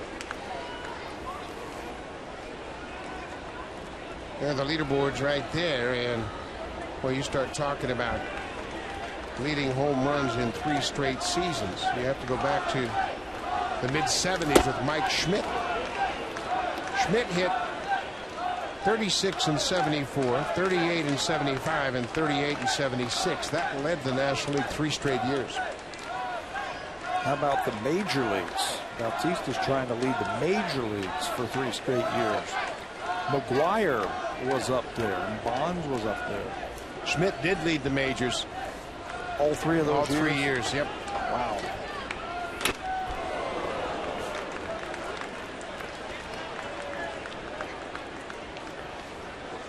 Brett Cecil certainly is liking the runs that are being put on the board. Not sure if his night is finished. Jason Frazier is standing and ready to go out in the bullpen. Brett Cecil staying loose. So we'll see how they play it in the top of the 7th.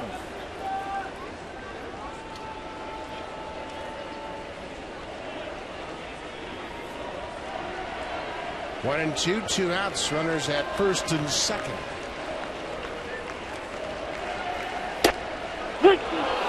Strike 3 call. Angel Hernandez calls Bautista odd, and he just walks away from home plate.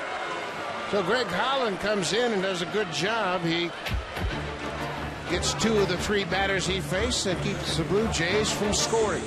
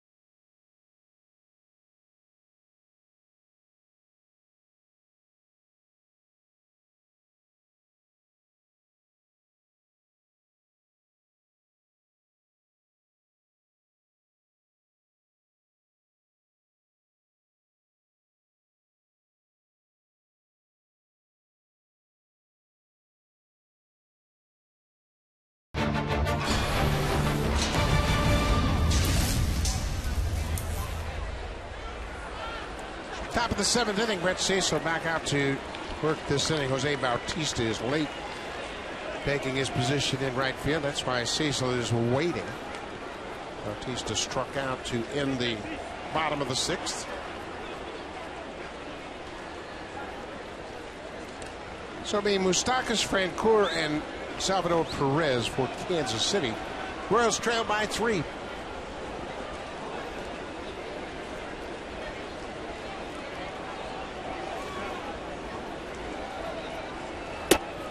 Breaking ball inside. Moustakas has gone over 2. He's struck out. Kept the ball away from him with a lot of off-speed pitches to get that strikeout last time. There's a solid hit into right field. Bautista plays it off the wall. Moustakas is headed for second. Throw is right on the money, but not in time. A leadoff double for Moustakas. And John Farrell, he had the bullpen ready, and there's the call to the bullpen. The left-handed batter Moustakas is going to be Cecil's only man here in the 7th, and he'll give way to the bullpen. Brett Cecil in line for the win. Pitches into the 7th. He'll leave with a 3-run lead and get a nice round from the audience here. 15,516 on hand. Jason Frazier will come into the ballgame.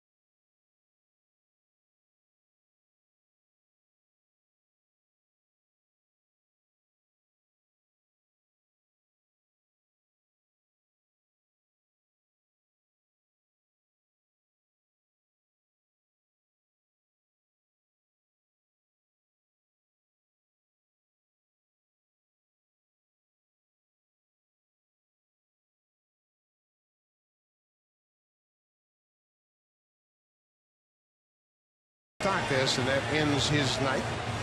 But overall, a good performance. He gave up 3 runs in the 3rd inning, but then settled down, and his offense put him out in front with a 6-run 4th inning, and now he'll look to Jason Frazier to protect this 3-run lead. And that's what it's all about, pitching into the 7th inning and giving your team a chance to win. Jason Frazier, there are his numbers, his 36th game of the season. Righty lefties, equal split, 243, 244.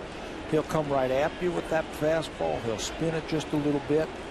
At times, that slider, a changeup. He leads this club in holds this year with 9. And he has had a lot of rest. He hasn't pitched since last Thursday. And that's a good thing for Jason Frazier. He was pitching a lot. John Farrell met with the 4 veterans in this bullpen and acknowledged the fact that he'd like to give them a few more days off, but he has confidence in those 4 veterans, and he had to use them in those games when the Blue Jays had leads. And he also said this is the plan with you guys going forward here. When we are in the lead, Jason, you have the 7th. Darren Oliver, Francisco Cordero, you have the 8th, and Casey Jansen, you have the 9th. When we have the lead, that's how I'd like to figure it out and work it through. Casey Jansen has been the most consistent pitcher down in that bullpen, and he has really flourished since they moved him into the closer's role. And he has really been rested. Obviously, you don't have a save opportunity every night. Vancouver is late on a Fraser fastball. But when Jason gets sufficient rest, boy, his fastball, you can book it. It's going to be 94. And it's going to be on the outside corner for right-handed hitters. And he's got a little bit extra miles per hour on it when he gets the proper rest. 94 on the paint. He's done a good job this year of stranding inherited runners. And that's where I think veterans are so good at that. They come in, they understand the situation and how they want to find their way out of this. He has come in with 22 runners on base, and only 7 of them have scored all season long. And managers, they like that stability, knowing what you're going to get when you go down to the bullpen. And Frazier has been predictable. There have been times when he's been hit, but more often than not, that's when he's had to pitch back-to-back nights or 3 nights in a row. But if you can space out his appearances, he's very reliable. 1-2 to Francoeur. Bouncing ball off home plate. Rhett Lori bare hands. Just in time. Wow. We've seen Lori make plays barehanded. Going to the foul line, coming to the mound, and Encarnacion gave him a good stretch. They got a call at first on a bang-bang play. We talked about it in the opening, the quickness, the amount of ground that he covers at third base. He's getting better and better on these plays right here. His only chance was to barehand it and make a quick throw. And what a play by Lori. Well, Encarnacion has really been good at first base all season long. He went out there and stretched and gave the umpire a good look at that play. Chris Conroy, the umpire, made a nice play. He didn't call it right away. He looked at it, he watched it, saw it develop, and when he did make the call, he was right on the money.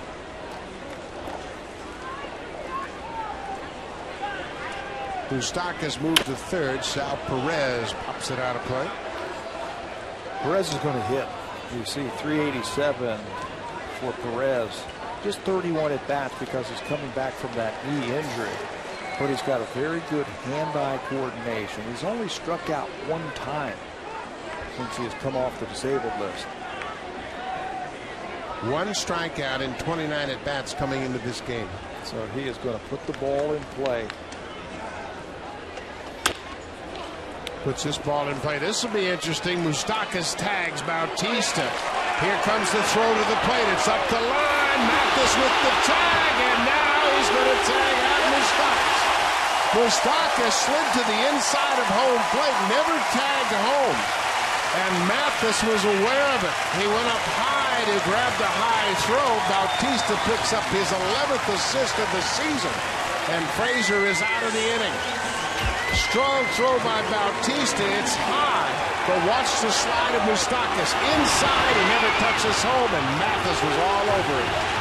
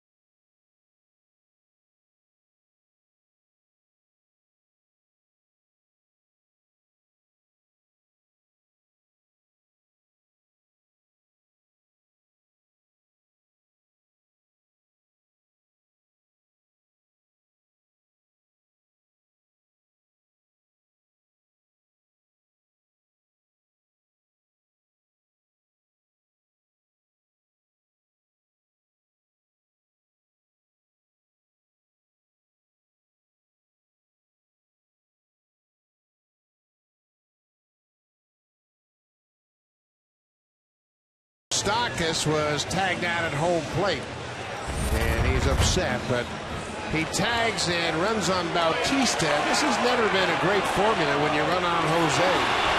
But you can see Moustakas reached out his right hand and never touched home plate.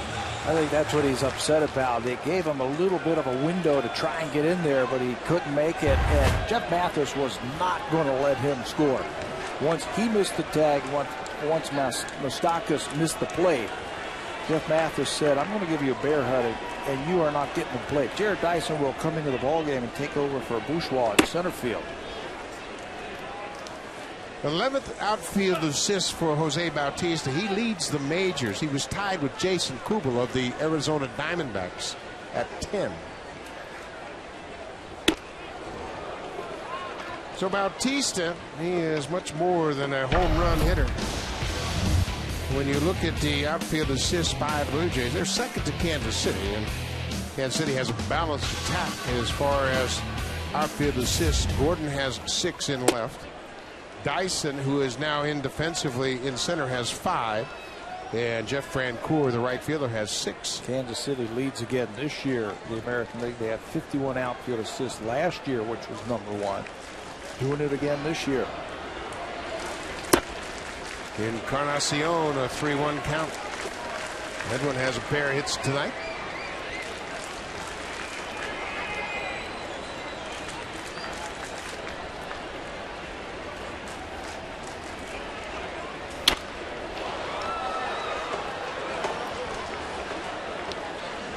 Looks like the Royals have made an effort that they're going to keep that fastball away from both Encarnacion and Bautista.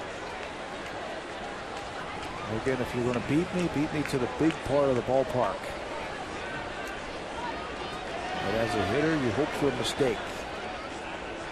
That's the one thing that has really turned Encarnacion around as a hitter, is that for most of his career, he would think about massaging the ball over to right field. But now hitting in this cleanup spot, Wayne Murphy has encouraged him to think about damage. Count in your favor, do some damage. You know, even when it's not in his favor, he has had some good two-strike approaches this year. The home run in Miami against that Cishek, the side-arming right-hander, was a two-strike slider. He stayed right on it and hit a home run that turned into a game winner. His two-strike approach has been very good this year.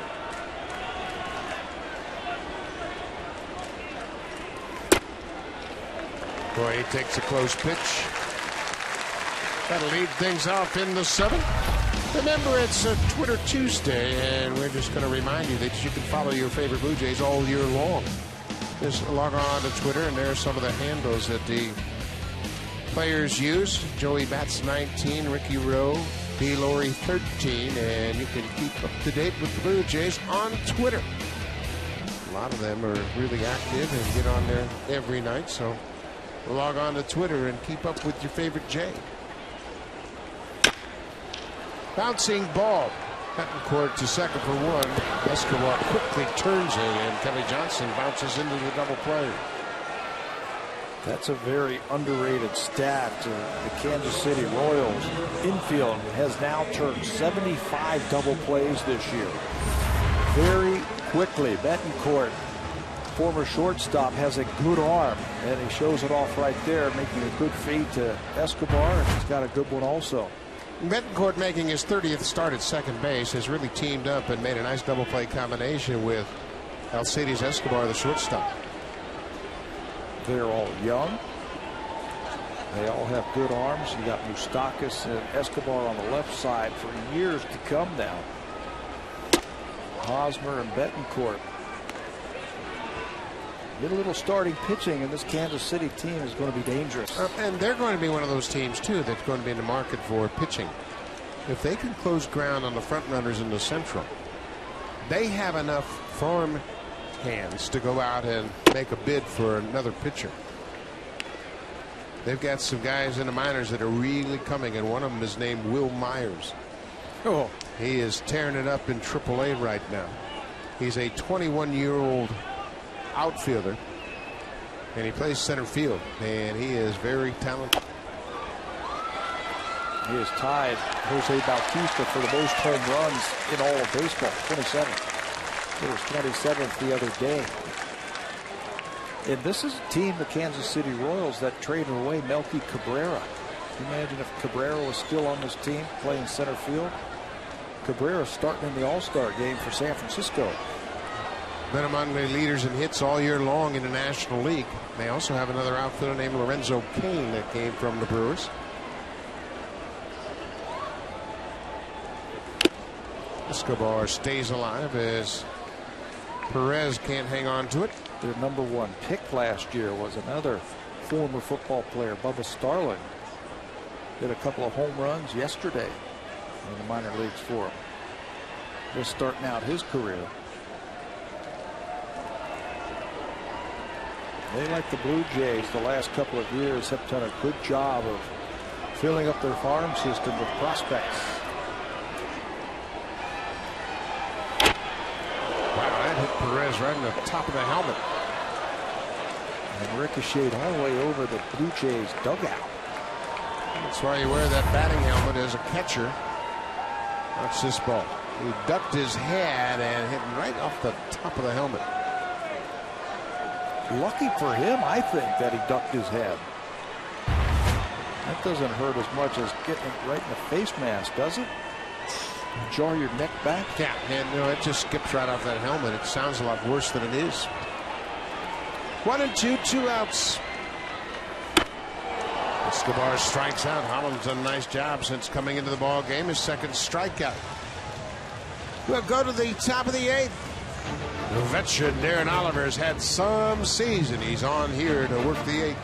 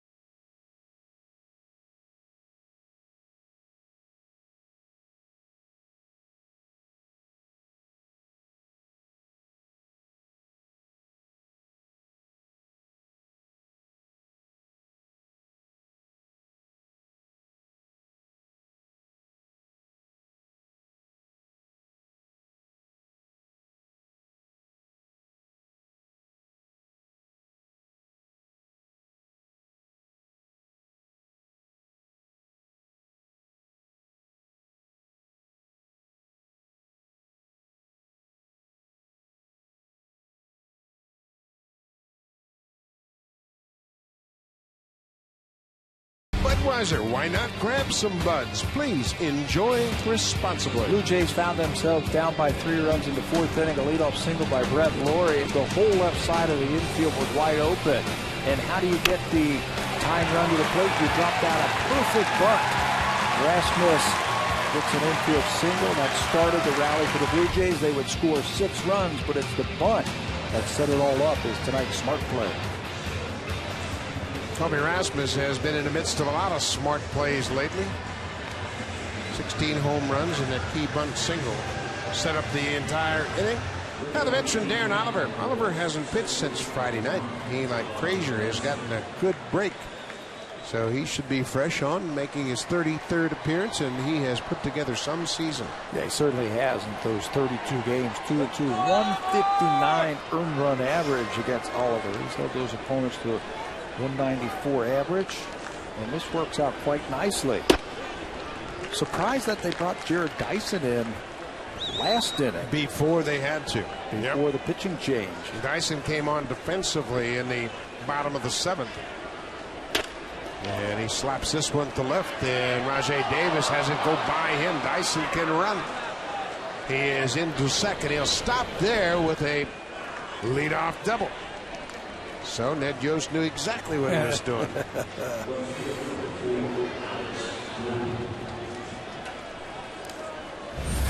Gerard Dyson stays back on the breaking ball and takes it the other way. Slaps it the other way. Now remember, it's going to be slicing towards the left fielder.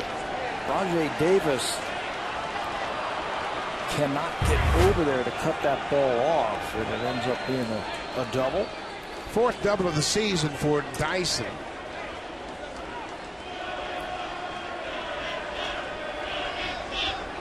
Top of the order, Alex Gordon. First pitch strike. John Farrell was talking about the job that Darren Oliver has done, and he said, you know what, he never gets rattled. He knows what he has to do to get hitters out, and he just patiently repeats that delivery pitch after pitch. Well, that's a tough pitch. And here's another situation for Farrell. You got Frazier rested. He's reliable. He had a good inning. Now you got a well-rested Oliver, and you put things in his hand. This is what they said that they're going to do. This is how they're going to try and get through these games. Gordon just defensively flicked the head of the bat at that ball and breaks his bat, but stays alive. Breaking ball right on the outside part of the plate. Just shatters that bat.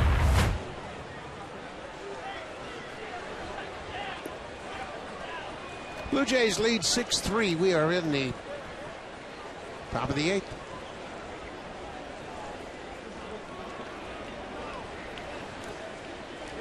Escobar broke in behind the base runner at second, but Oliver calmly just stepped off and said, maybe not right now. Let me get this hitter out first.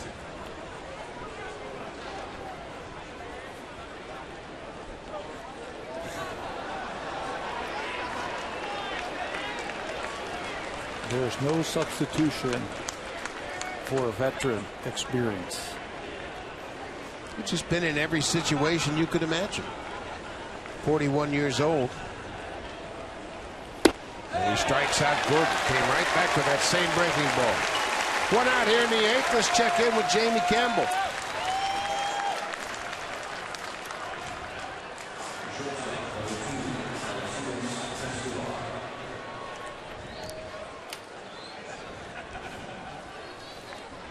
Well, you could put that Texas Rangers on your list of teams that are looking for pitching. They went out and got Roy Oswalt, but he hasn't pitched very well at all. Yeah.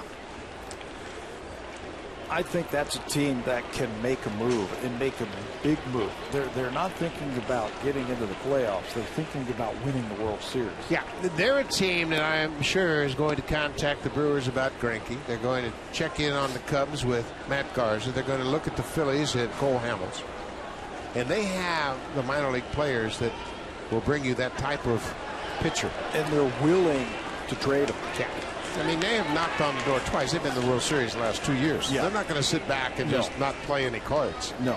And they've got a lot of cards to play. They got Leonis Martin, the center fielder, that's redundant in that outfield. Brett Laurie looks. Dyson back at second. Escobar is retired. They have rated the top prospect in all of baseball, Jurickson Profar, a shortstop who is an A-ball, and they've got Elvis Andrus. So they've got plenty of prospects that if they really want to make a splash, they can do it. Oh, they want to make a splash. You know, you go to the World Series 2 years in a row. There goes Dyson to third, and Laurie is not even going to move with 2 outs.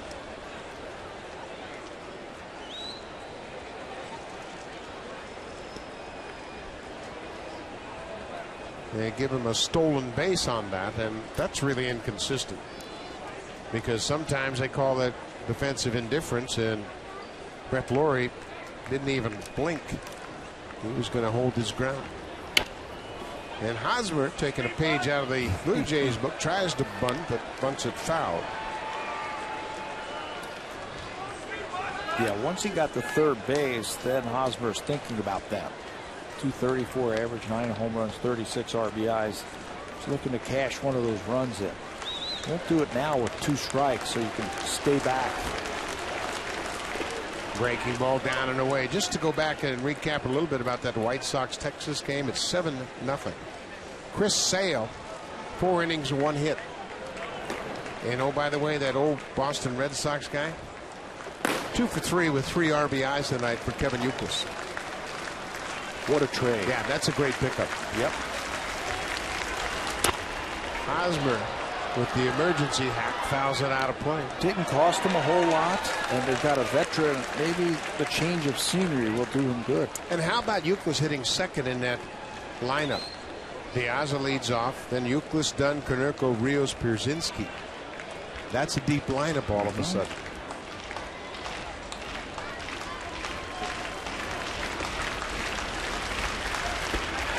Osner waves at it, and how about the veteran? And Darren Oliver comes on in the eighth, gives up a leadoff double, and then strikes out a pair. Now it's time for a Blue Jays Central update. Here's Jamie Campbell and Greg Zahn in the Blackberry Broadcast Studio.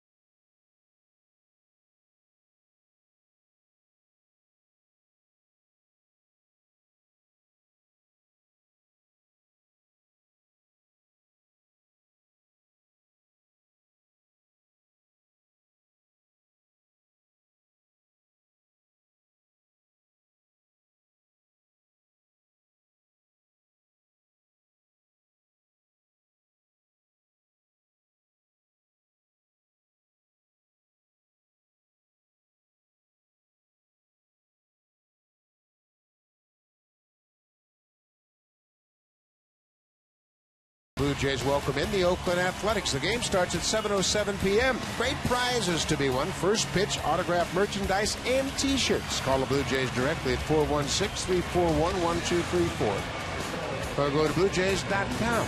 Or you can stop by most Rogers Plus locations and pick up your tickets for the next Tweeting Tuesday. Tuesday, July 22nd, Oakland will be in town.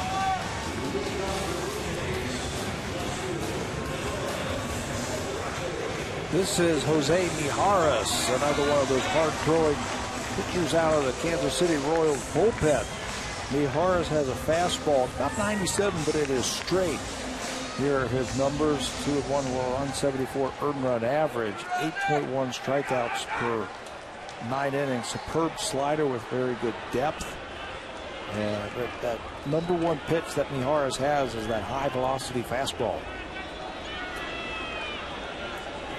Rajay Davis is a big night. Davis has 2 hits. He's driven in 2 and scored a run.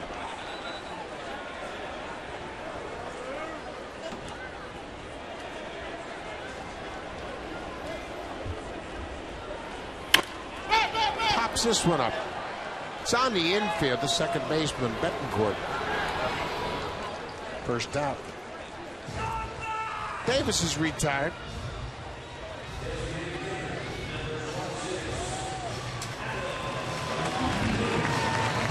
Adam Lynn's had a big night.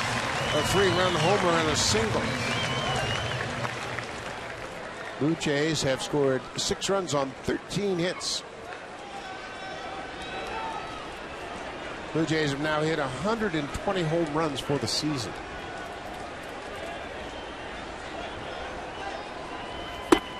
Loading up those home run hitters in this ballpark. Colorado gives up a lot of home runs, but the best in the American League is right here.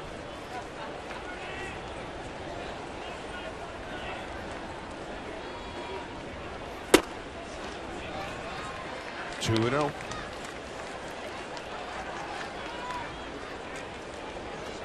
Mijares was a free agent last year. He pitched with the Minnesota Twins.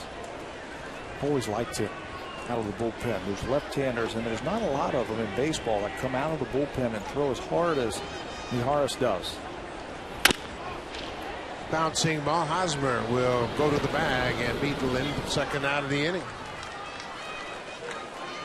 This copyrighted telecast is presented by authority of Rogers Blue Jays Baseball Partnership and may not be reproduced or retransmitted in any form. And the accounts and descriptions of this game may not be disseminated without the express written consent of Rogers Blue Jays Baseball Partnership. Blue Jays with a good bounce-back effort tonight. Kansas City won 11-3 last night. Everett Tefert with 7 strong innings. But the Blue Jays look like they're going to even the series at a game apiece. Jeff Mathis has gone 1 for 3. And he's done a nice job behind the plate.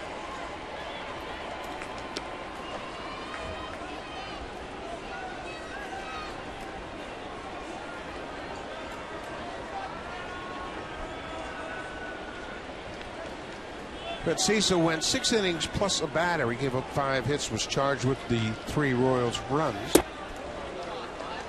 Then Frazier came in, had a quick inning with some help from his right fielder, Jose Bautista, who threw out a runner at the plate.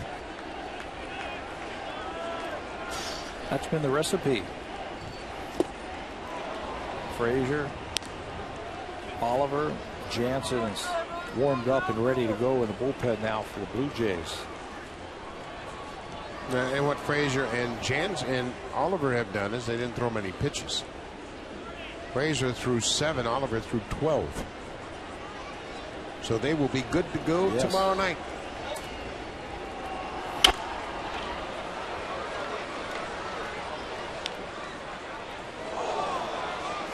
Casey Jansen has been well rested. He too, like Oliver, hasn't pitched since Friday night.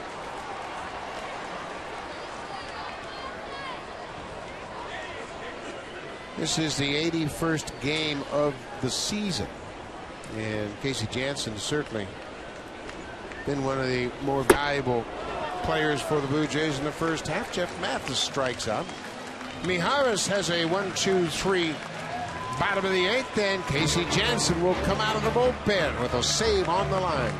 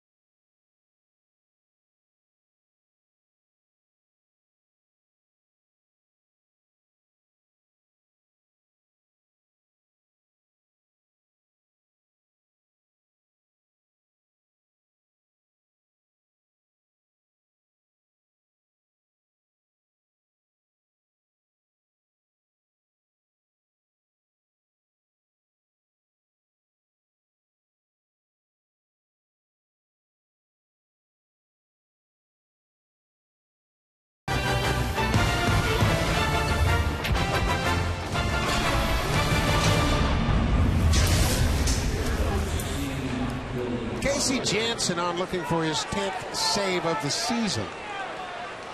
He's 9 for 9 in save opportunities since he took over as the closer for this ball club. And he has been very consistent. He has really stabilized the back end of the bullpen for the Blue Jays. Good numbers there. 9 for 9 in save opportunities since he was named the closer of the Blue Jays. And what he does is just throw strikes. He comes out of that bullpen just pumping them in there. Billy Butler, the DH, 0 for 2 with a walk. First pitch strike. What's new? Casey Jansen throws strikes.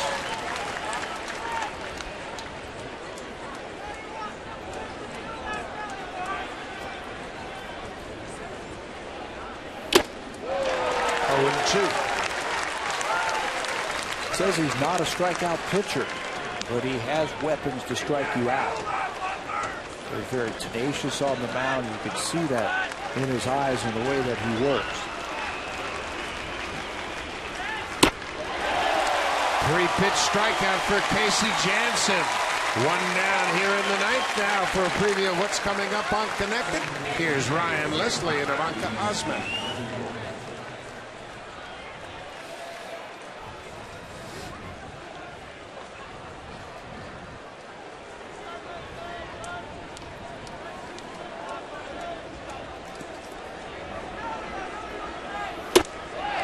Four straight strikes thrown by Casey Janssen. Quality, too. Right where Jeff Mathis is calling the catcher. He wants it down and away. That's where he's throwing it. Does a real good job of reading bats.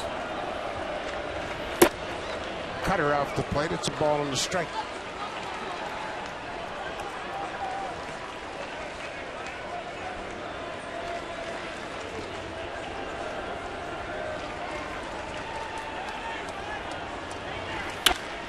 Is popped up middle of the field. Kobe Rasmus is there. 2 outs.